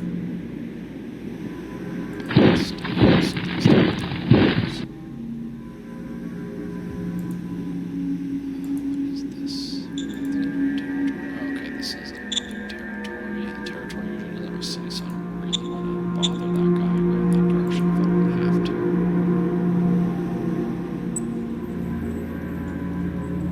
So I'll use the glove.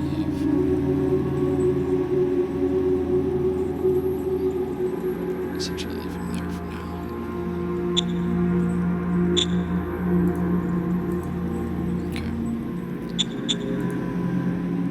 So shifting over, I should still be good ammo, I think. Let's check how much ammo the load is. Yeah, so that used about 115 ammo. I think 480 is still enough to supply the units I have. Policeman troops. I think what I'm going to do is try to build some sort of building this turn, because I finally have enough IP, and I'll wait while I move these units, kind of reposition them, then I'll reinforce them once they're closer to the city. So I'm going to actually try to build.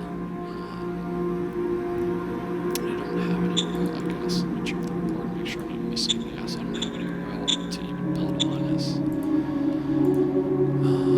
That's a bummer.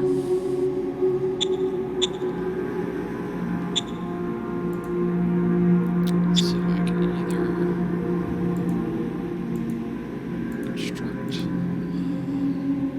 the ruins, so we can kind of see, either upgrade the recycling plant I have.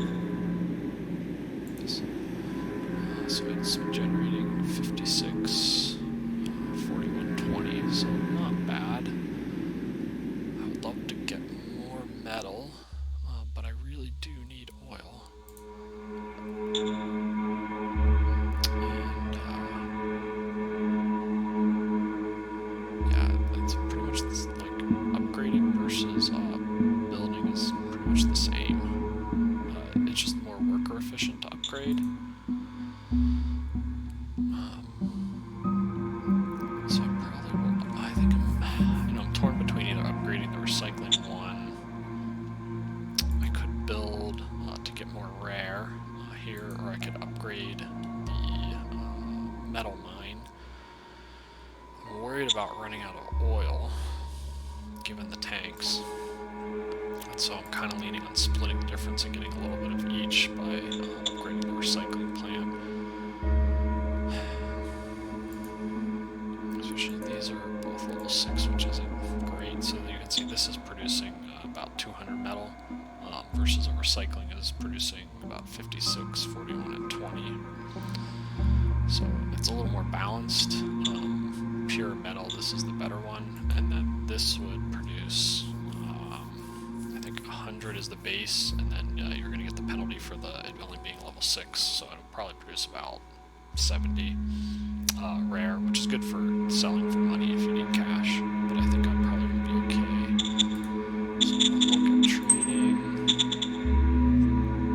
So I'm going to go ahead and I've maxed out water already, so I'll just sell whatever water I have and cancel. Yes, sir. That's essentially just free money.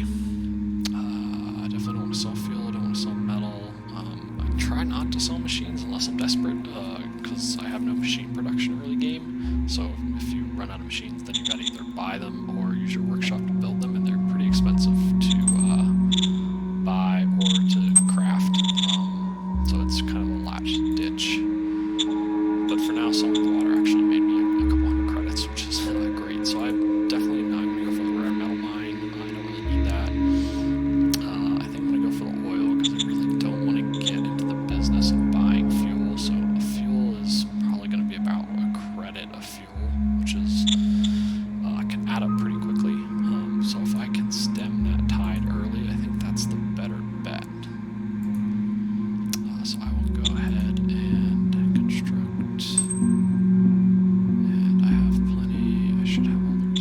Copy So that. I'll start that upgrade. Okay, so we're good there. I don't need to buy anything this turn. I'm not going to raise.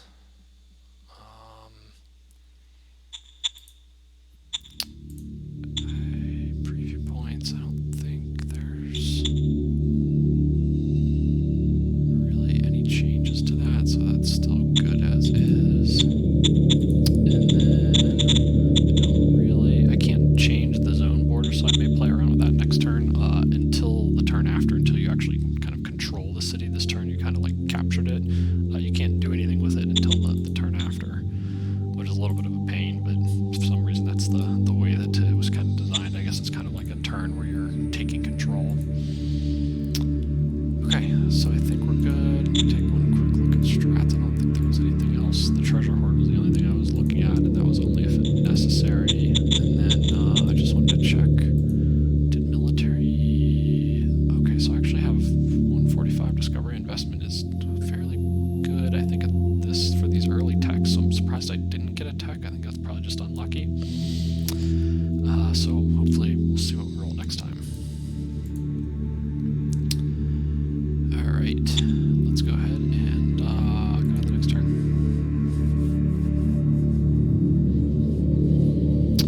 So again, recap so far, just our ending turn 3. Pretty strong start. I'm pretty happy. Barring major disasters or poor play on my part, I should be in a pretty good position actually after this turn when I get control then of Seattle.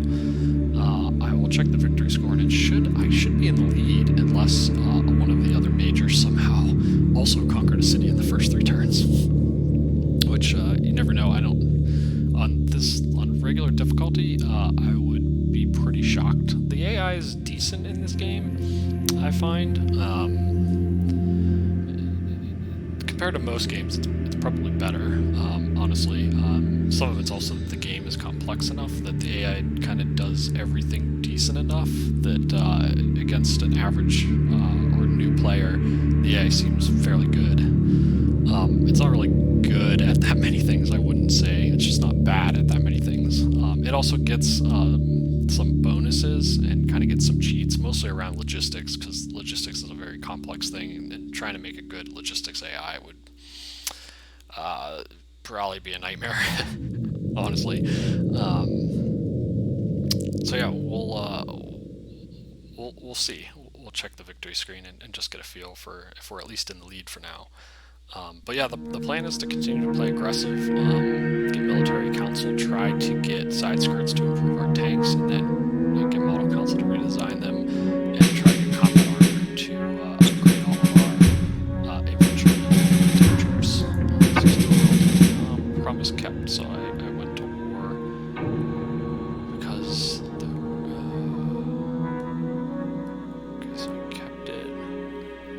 That regime has disappeared. Yeah, I killed them. I get a fate point. I get some fate stratagems for conquering that city. This is really good. So high-tech vault is one of my favorite fate cards. It's pretty expensive at 5, but gives a lots of rare metal machinery and I think high-tech machinery. It's a really good card.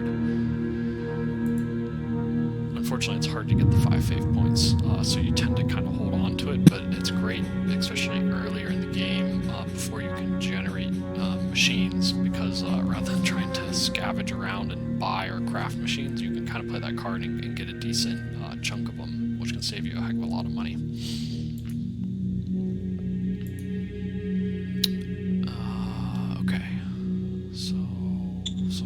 The recycling plant got 1 turn in, so that's good. Didn't have any issues. And we can see our new zone. So Seattle is our new zone, and it's actually a fairly good sized zone. That's nice. The population's actually really low. I actually should have checked. So starting population, usually your private population and your workers combined are, I think in most games, close to between 50 and 100k to start. So you can kind of see that's true here. I got about 90, and then in my starting zone here, there's almost, almost 90. So we got 93 in the city, and then there's almost 90 free folk and little settlements outside. And some of those I've picked up and didn't start with. I think like this one. Seattle is tiny, so only 38,000. Very, very small city. And I think the city, usually the city like image, so you can see this one looks a little more advanced. I'm not sure if that's based on populations or how many buildings. I think it's based mostly on population, so you can kind of see this one down here. I think that one's even smaller than, if I'm looking at it right. It's the same Austin, but you can see this one. You can compare these two. This one is actually a little larger, so it'll actually have generally more stuff. Again, it only shows a dome farm too, so they both have the same assets, but I think it will have more people. So I'm guessing the size is based on population. So you can see dome farm 2, transport hub 1. So as I was talking about earlier, you can see both these assets are damaged. This one has 337 points damage and is essentially completely inoperable. So it's not generating any logistics points right now, which isn't a big deal with only these two cities and a couple handfuls of units. I have plenty of logistics points. It's a bigger deal if you have a larger empire. And then you can see the farm is also damaged, so it's 337 damage and inoperable at 400. So it's only producing at a very, very limited production. So you can see negative 84%. And then also governor modified its food result with negative 50 because it doesn't have a governor yet. So it generated essentially very, very little food. This is generally to feed the private population. But if they aren't getting enough food, then you either have to give them emergency food or let their happiness tank and just start getting hunger and usually bad events and bad things can happen. So we'll see. I think so we can see they actually ate most of their stock last turn. I believe each population every 100 population needs 1 food. So I think this city would need to eat about 382 food, which makes sense because I think it generated almost 100 and then it ate about 300 stock, so that kind of adds up to here. Next turn it should produce significantly. I think it'll produce significantly more because it'll be repaired. It may get a little bit of hunger. I'm not probably going to worry about it too much. If that farm, if it was a very large city and its farm gets like fully damaged or destroyed, you can have a lot of challenges with trying to deal with the hunger and or provide emergency food to that city. And it can kind of spiral if you're not careful in what you're doing. So let's go through decisions. Some military advisors requested. Lord of Blackland has requested supply with a few dozen military advisors. They want to increase their military enforcement. They offer to pay 360 credits in exchange for sharing their knowledge how to install military enforcements. So they will give us 360 credits, not bad. It will increase autocracy. Which is Blackland is the question.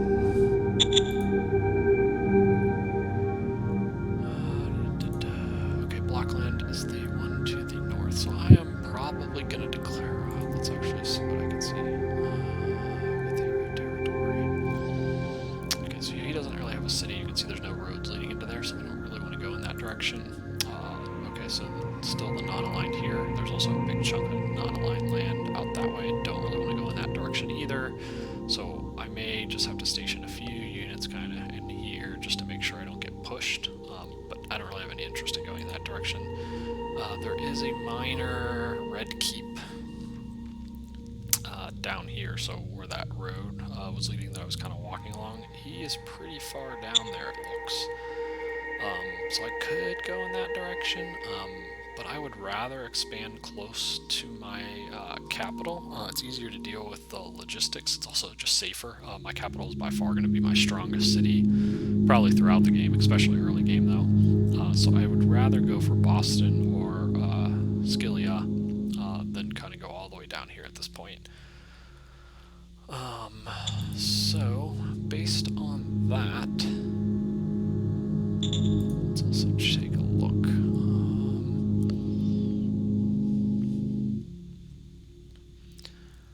I don't really want to make him happy, because it could actually then, if you increase the relation too much and then declare war, you take a happiness penalty. The 360 credits is tempting, but I think I also don't really want that autocracy, so I'm gonna say no. Roger that. So you can see, I think I would have got plus 10 points relation. So it would have been safer to say yes, but probably better as long as I can get my units up there fairly soon to say no. One of my leaders is requesting a personal guard. So that would increase his relation, and he likes that idea, but autocracy and fist are both bad. I could use them. This is overall the best from a profile standpoint, and happiness, so it'll be neutral for him. I'm kind of not saying yes, I'm saying no, but not reproaching him for it. So I would go no. Yes. And then looking here at the zone decisions, I need a new governor. Sorry about that. For a new city for Seattle. Let me look at both of these two. I think they're both pretty poor. You generally want intelligence primarily for governors. High relation is really good. And so improv is a good skill to have, so she has a little bit of improv. She's not great. The 15 int is fairly limiting. It's not terrible, she's not the worst, but she's not good. Zeno. Again, he has improv. He has considerably more improv than her. That's, I think, why it's saying he's probably the better pick, why his suitability is higher. He just has a lot more intel. His natural relation point, though, and current relation is much, much lower. So the problem with him is he loves autocracy, and I do not want autocracy. I more or less trying to keep lower autocracy. He does like militia, which I bumped up a little bit, which helps him out marginally, I guess. I really don't want to put... I would rather put a slightly crappier skill leader with a higher relation, generally for governors. So out of the two of them, I'm probably going to go with her. I could again try to repurpose my secretary, but he's really not any better than either of the two of them. So let's look at which cards I can play to see if I can grab some more leaders.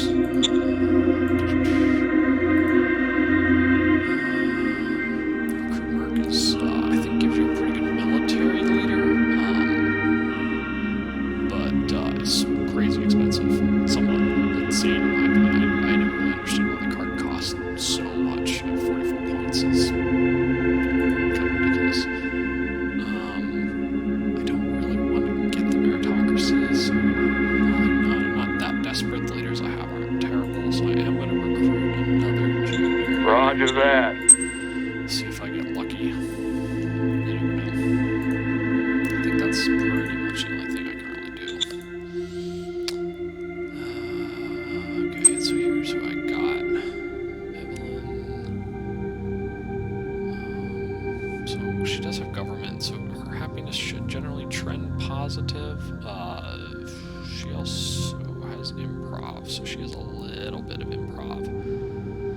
It's funny, I think all three of them have improv, and very little else. But I think based on that, she has the highest relation right now, and has mind, so I think her profile is the faction that she's part of right now, I think I'm fairly happy with, which helps increase her happiness as well. So, we'll go with her. Again, you can kind of see suitability of all of these is low, so it's kind of like choosing. I'm going to go with just the one that I think has the highest happiness, kind of, because that does help governors a lot. Yes, sir.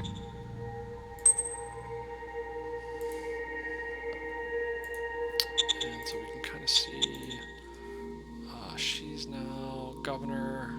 What are the zone settings here?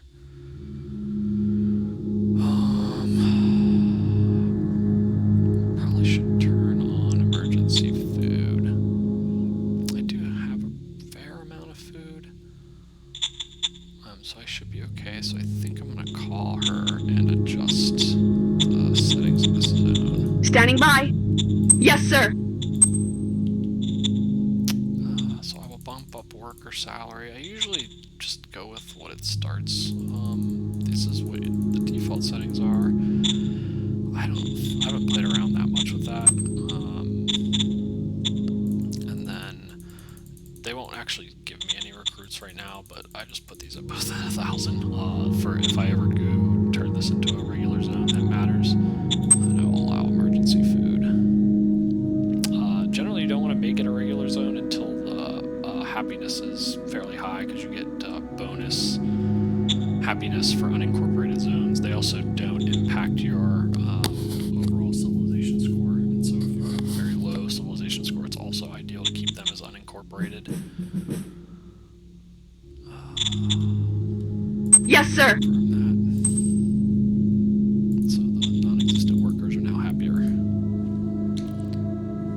Okay, so I think Seattle is in a good place now with their decisions. Let's go through the rest of the strats and see if I had anything else to play. So I could try to propose peace. So Blackland is who I'm going to attack. Boardman I'm already at peace with, and my odds of getting a 92 on essentially 120. Not great.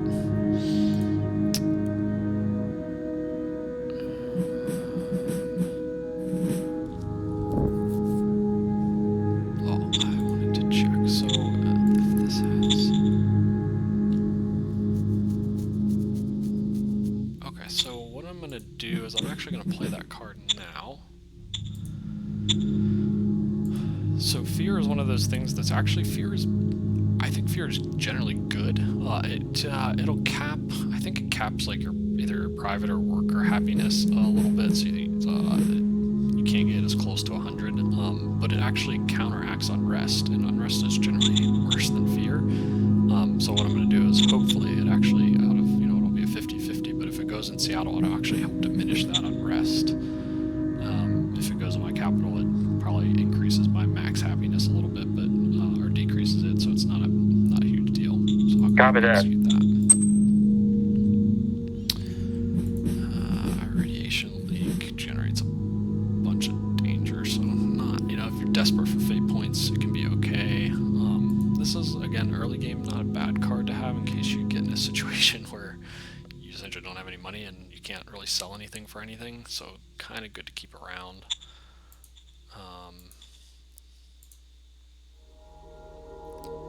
And ultimately, this is kind of the card I almost want to save for. The machines in that are in the rare metal is worth a lot. It's going to generate, I think, on average about 200 rare metal, which you can sell for a lot of money. And then the high tech and machines you can either sell or keep. So I will. Fat Merchant's actually pretty good. I'm tempted to play that card now, actually. Especially I do have some machines. I think I'm gonna play Fat Merchant on my capital. Copy that. So it gives some private investment into the economy. It also gives a casino, which generates one of the quality of life perks, and it's only 1 fate point, so it's pretty cheap. Where am I at scrapping? So I was so I have to scrap a lot still. I don't think there's any way I can get 16 without getting rid of some of my good cards, which I do not want to do. I'm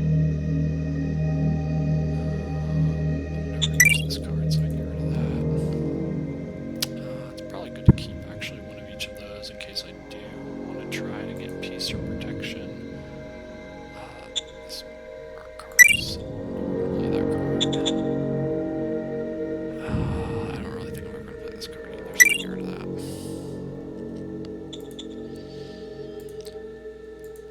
Okay. Leave Shadow Spy. I can scrap that if I end up needing a few extra points to get a new card, but... Okay, so we want to leave some units in Seattle to help. First, we should actually see what happened. Okay, so yeah, unfortunately, you can see here the fear level actually happened in this city, so that unlucky happens. We're gonna leave most of the militia, so we're gonna walk our good units, essentially our units in the first brigade.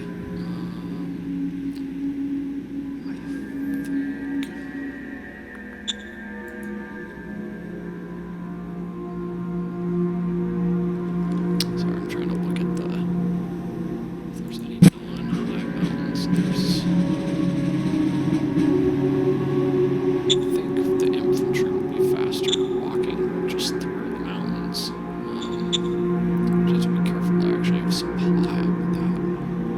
Actually, I don't. Okay, so I'm gonna have to walk at least around this direction. Probably cross and come up around here.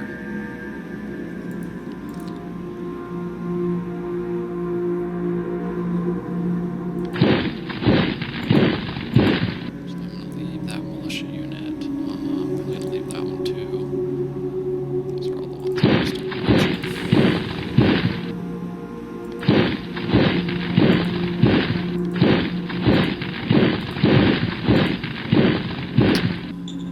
I think about the tanks a little bit. I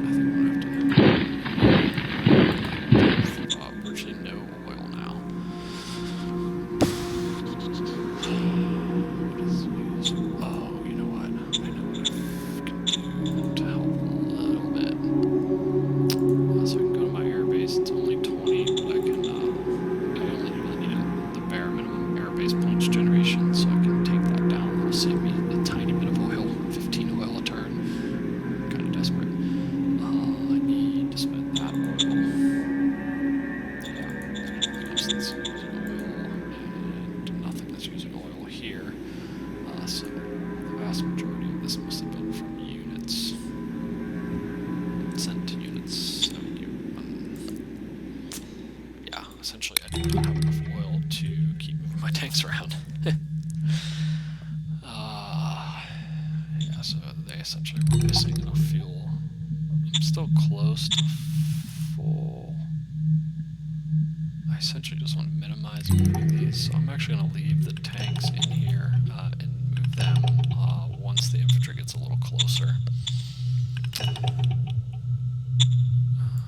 Let's see.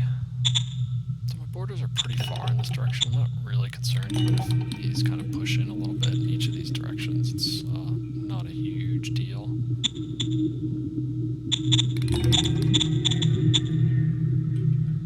And in this direction,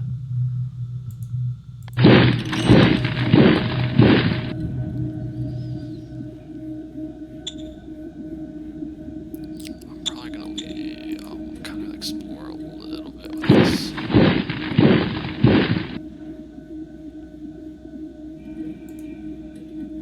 There's not.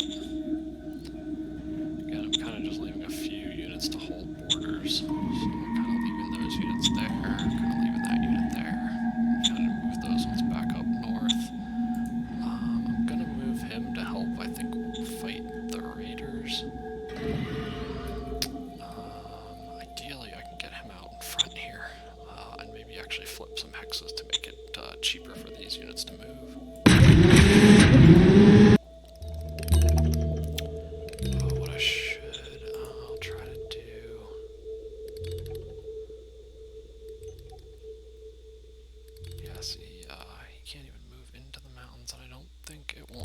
those hexes because he's adjacent. So yeah, he can't really do anything to help flip hexes either. The idea being the turn you move into an enemy hex, it costs more movement points. So if you can go and hold those hexes, then the rest of your units that move through them the following turn after you've done them, it saves you some movement points, which saves you readiness and action points. Okay, so we're good there.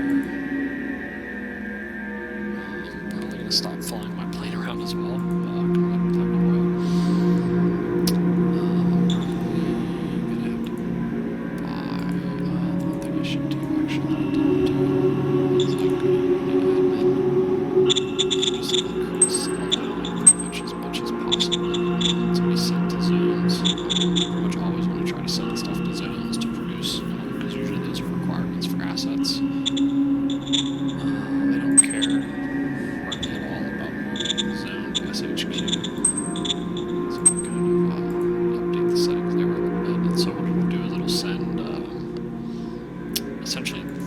Supply my buildings first, as I want to make sure I supply like this truck station, for example.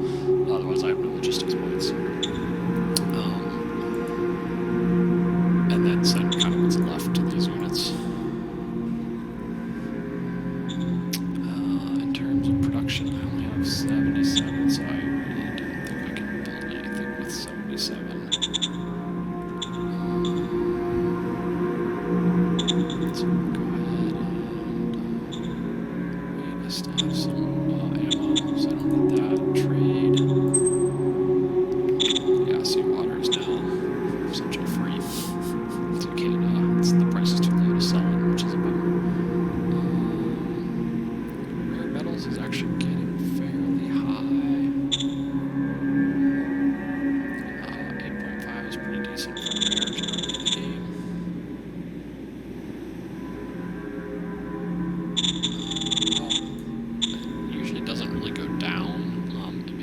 Steady around there, and I don't need the money right now since I think I'm only losing around 50 maybe a turn, so I'm okay there. Okay, so I think I moved everything. I'm not going to construct or raise any formation this turn. I do need to check my logistics points.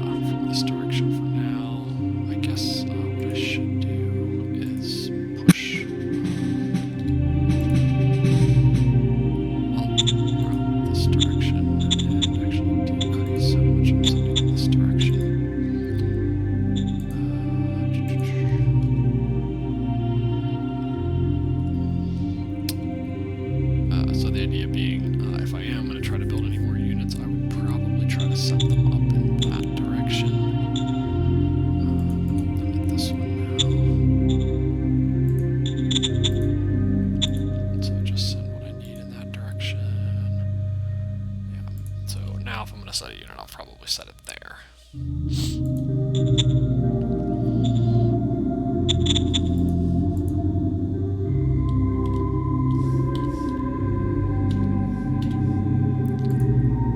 Okay. And the only other thing is zone borders, which I think right now matters a little bit. So you can kind of see these free folk towns. Depending upon only, I think the free folk in the zone can kind of join that city. And so both honestly have a ton of free folk, so it doesn't really matter right now. If the other thing is looking at assets, you want any asset to be within 6 hexes of a city. So not like free folk or free kind of little perks you find, but any actual building. And so I wouldn't want to put like these into this zone because it would be too far from the city. But they're okay, so I can just leave zone borders alone for now.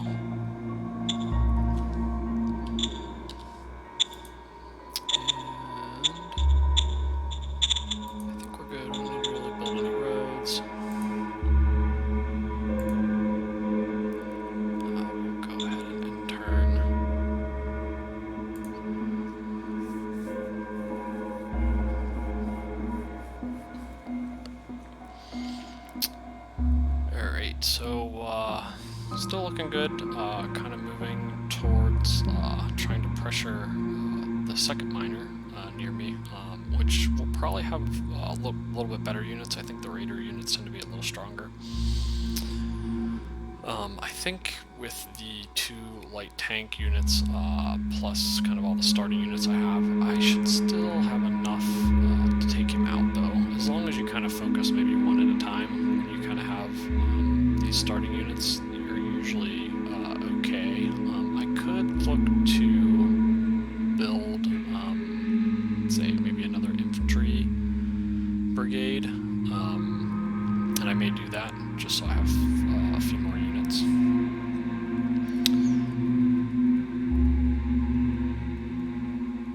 And infantry brigades themselves are fairly cheap. It's mostly just taking recruits. The metal and industrial point costs for them are both almost negligible. Infantry are very, very cheap.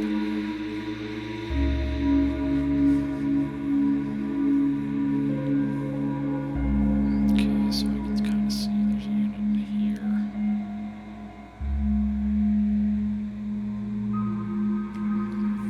So I may need to shift this one back towards this way a little bit.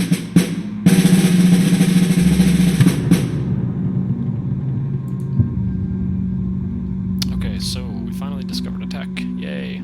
Surprised. It usually seems faster than that. Usually, I don't know. I think maybe just got unlucky. But combat armor was one of the 2 that I really wanted in the military techs, so that's awesome. So I will switch. Or I think I'll check it. I think I have it on research rather than discover, because essentially what I'd want to do is prioritize researching that ASAP. Found some units, found some machinery, found some fuel, yay! Okay, let's check. First I wanted to check my org.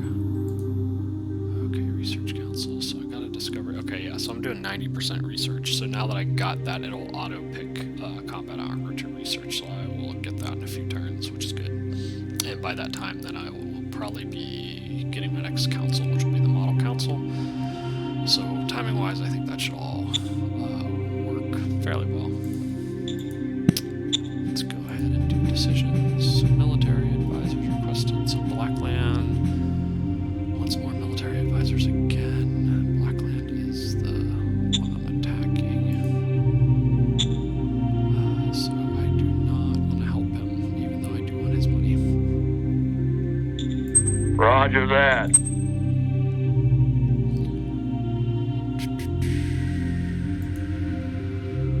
Demagogue in Seattle.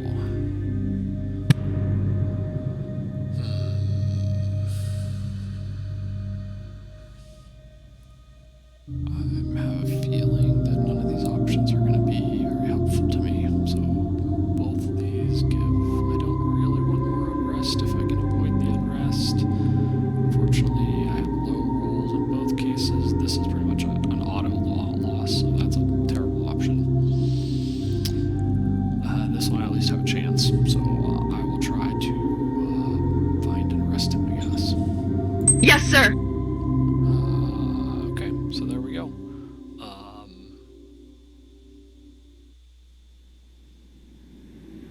Unrest did not increase. I did get more enforcement, which is bad, but I did get a little bonus to relations with a few leaders. Morbius, who is the governor of Seattle, wants to execute a relative. Generally, people in a, I think, democracy-mind government do not really want to go and execute random people. But I'm going to go with the one that increases mind again. I've been getting a fairly decent number of decisions. Yes, sir. Mind, which is good. Mind is sometimes hard to drive up, but I'm already now got enough for the 3rd tier, which would actually be the 2nd research bonus, but obviously you gotta wait 12 turns until it's the highest for 12 turns, so a little ahead of the game there, that's good. And then policy speech. Goals, bureaucratic assets reach at least 3 levels, as long as I have till round 17, so that's plenty of time. And again, that's I want mine, the other 2 I don't want, so Roger that. And that puts mine even higher. And as you can see, though, now mine is getting high enough that these are all conflicting. Each pair of them can only ever be, or try to move towards 100 total, and so they will essentially decrease each other. So these two are okay, but these will push each other down, and these will push each other down. So overall, we'll see all three of these go down as you kind of go through the turns until it levels out at about 100. That's why increasing the ones you're not going for is generally ill-advised. Okay, so let's keep moving forward.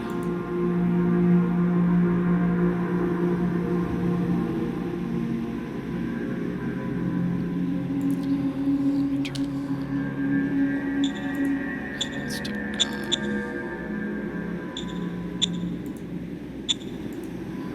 don't think I have any new miners, so nothing I can really do there. I'll try to send in a spy somewhere. I'm thinking this territory actually is probably the most dangerous. So I was Roger that. I got a critical, so I got actually 2 spies into it, so I'll be able to see, I think, all of its borders and maybe a little bit of what's even in it. You generally want to get territories to somewhere around like 3 or 4 spies, then you can kind of see everything, which is a little bit overpowered. I don't need to play any of those. Don't need to play that. Don't need to play that. Okay, so not much there.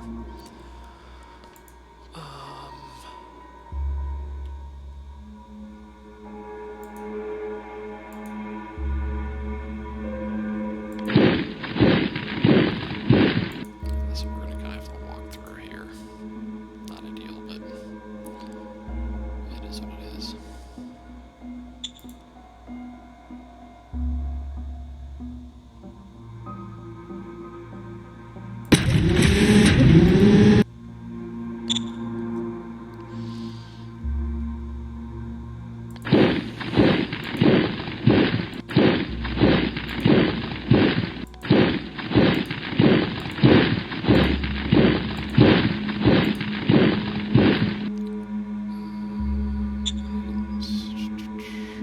This is the territory, I think, right? Yeah.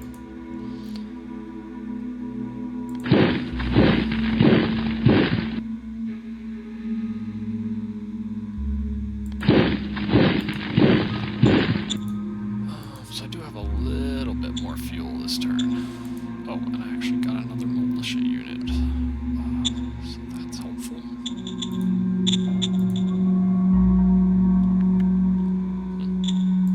And actually pretty good size.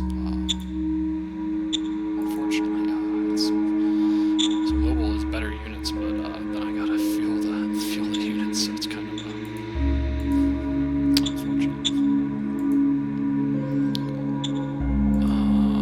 Let me think. So I think what I could do is actually strat move these units to save on fuel, which I think what I'm going to try to do. I haven't used strategic movement all that much, so bear with me here a little bit.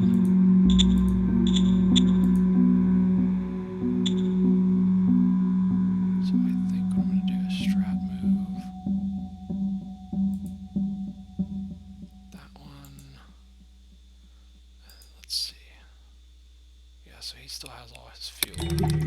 So I think all it costs, as long as you have the logistics points to do it, and you can see I now do not have enough logistics points, and what I can do is if I turn on current, I can see how much, so now I no longer have enough points here, so I made a mistake. I should have, actually I barely have enough here anyway. I should have had a little more going in this direction so that I could maybe have done both of those. Not sure. I guess you could probably strat move militia units. Again, I think I don't have enough, so the weight's 247, so I don't even have close to enough. That being said, the fuel cost to move this unit is much, much lower than these other units. So I'll probably just manually move this unit.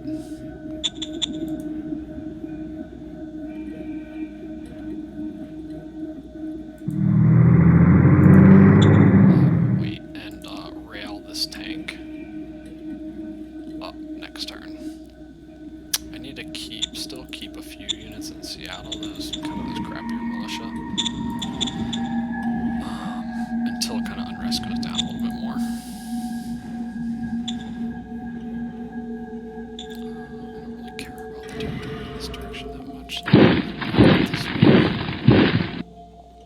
I saw a unit down here, which is what I'm a little concerned about.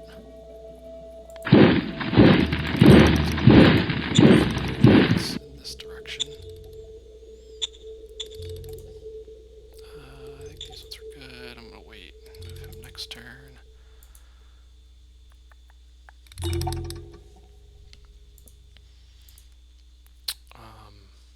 gonna go ahead and move this one forward.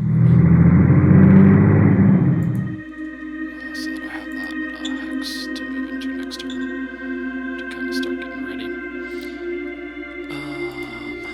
So the other thing now I gotta think about, what do I want to build or raise another formation this turn? Oh, what is this?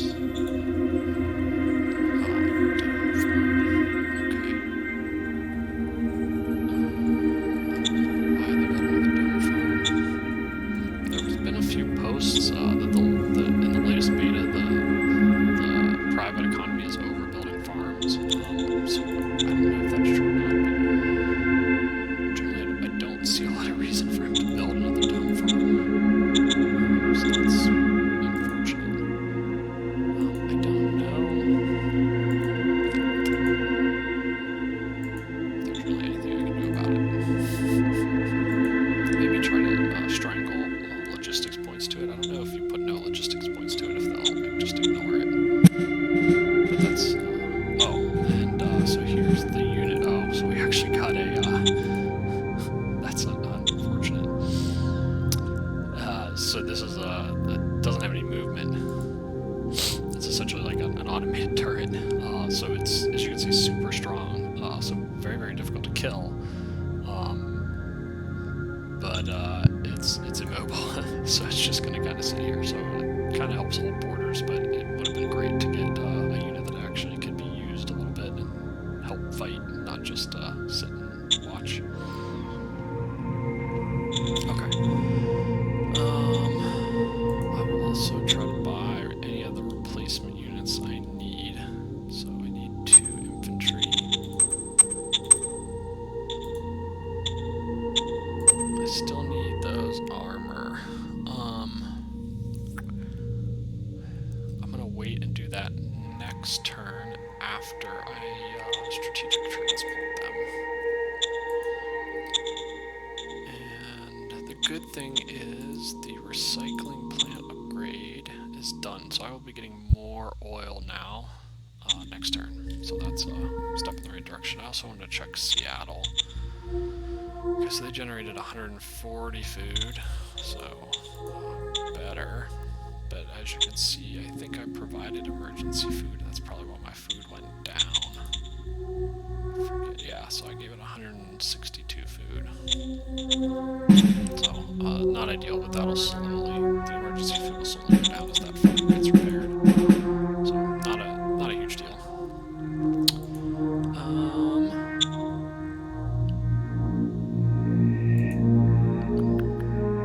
Yeah, see, my relation, because of those decisions, is very low. So he may even declare war on me before I even declare war on him. We'll see.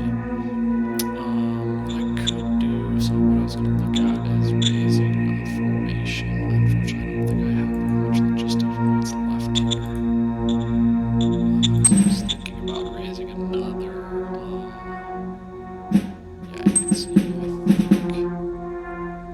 I have essentially no logistics to raise it there, so I could raise it further back. But I don't think I need it yet, and so I'm gonna instead use the industry points to build a building, I think. And so at this point I could either build another recycling plant, I could upgrade the recycling plant I have. I could upgrade the metal mine, or try to build something in Seattle. Which I don't think there's anything I really want to build in Seattle yet. Eventually, actually a bureaucratic office might be worth building right now.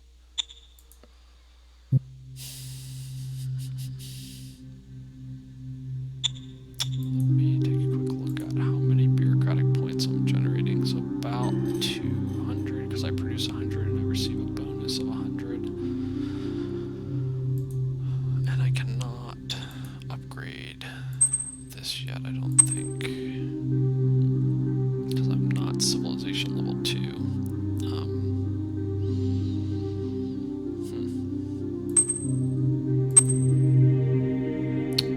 I do want to get industry 2, so this is a big one, but you need a big chunk of metal, so I need to invest in metal production first. So I think the best thing to do is actually upgrade my metal mine at this point. I think with the recycling plant too,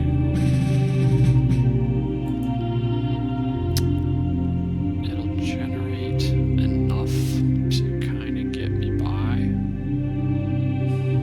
It's kind of between building a level 2 mine or upgrading the recycling again.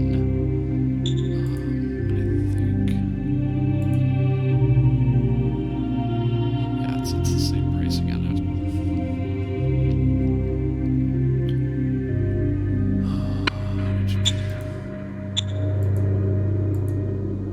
Yeah, I will build the metal mine.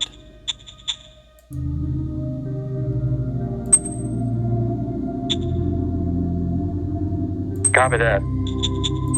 Okay.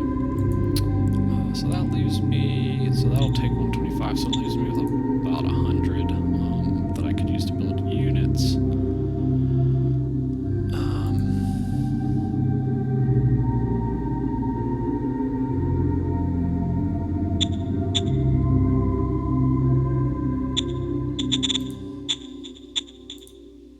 Let's kind of look at preview. So this one.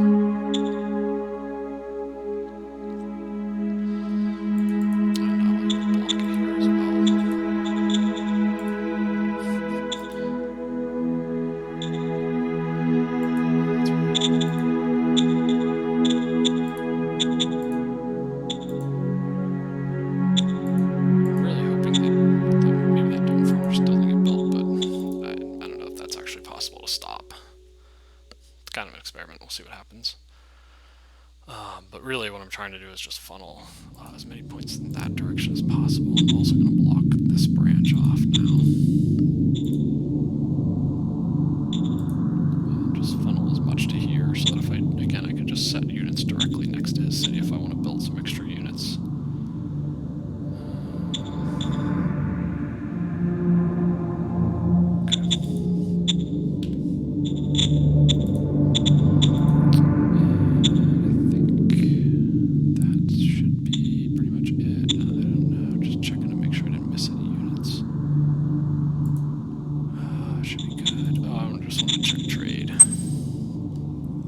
Still can't sell water. Usually it takes a few turns. Maybe the price recovers.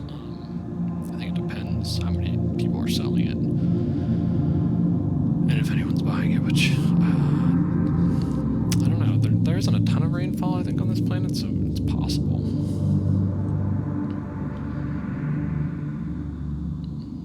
And actually someone did sell a bunch of rare earth metals, because the price of rare earth actually did crash, so I will probably need to wait a few turns, so maybe I should have sold. It's okay.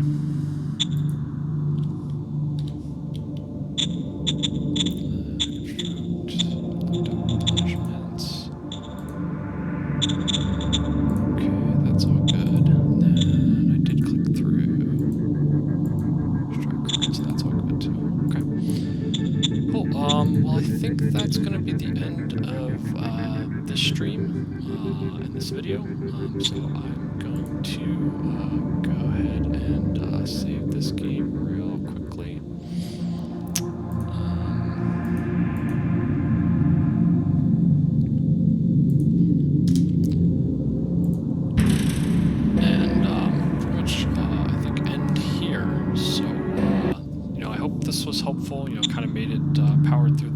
first 5 turns. Looking to kind of break this up into, you know, a couple hour sessions, playing 5 to 10 turns a piece, and you know, stream them live to kind of hopefully get some live viewers and questions and comments, as well as then also have a YouTube series. So thanks everyone. Redrun68 signing off, and hope you enjoyed the video.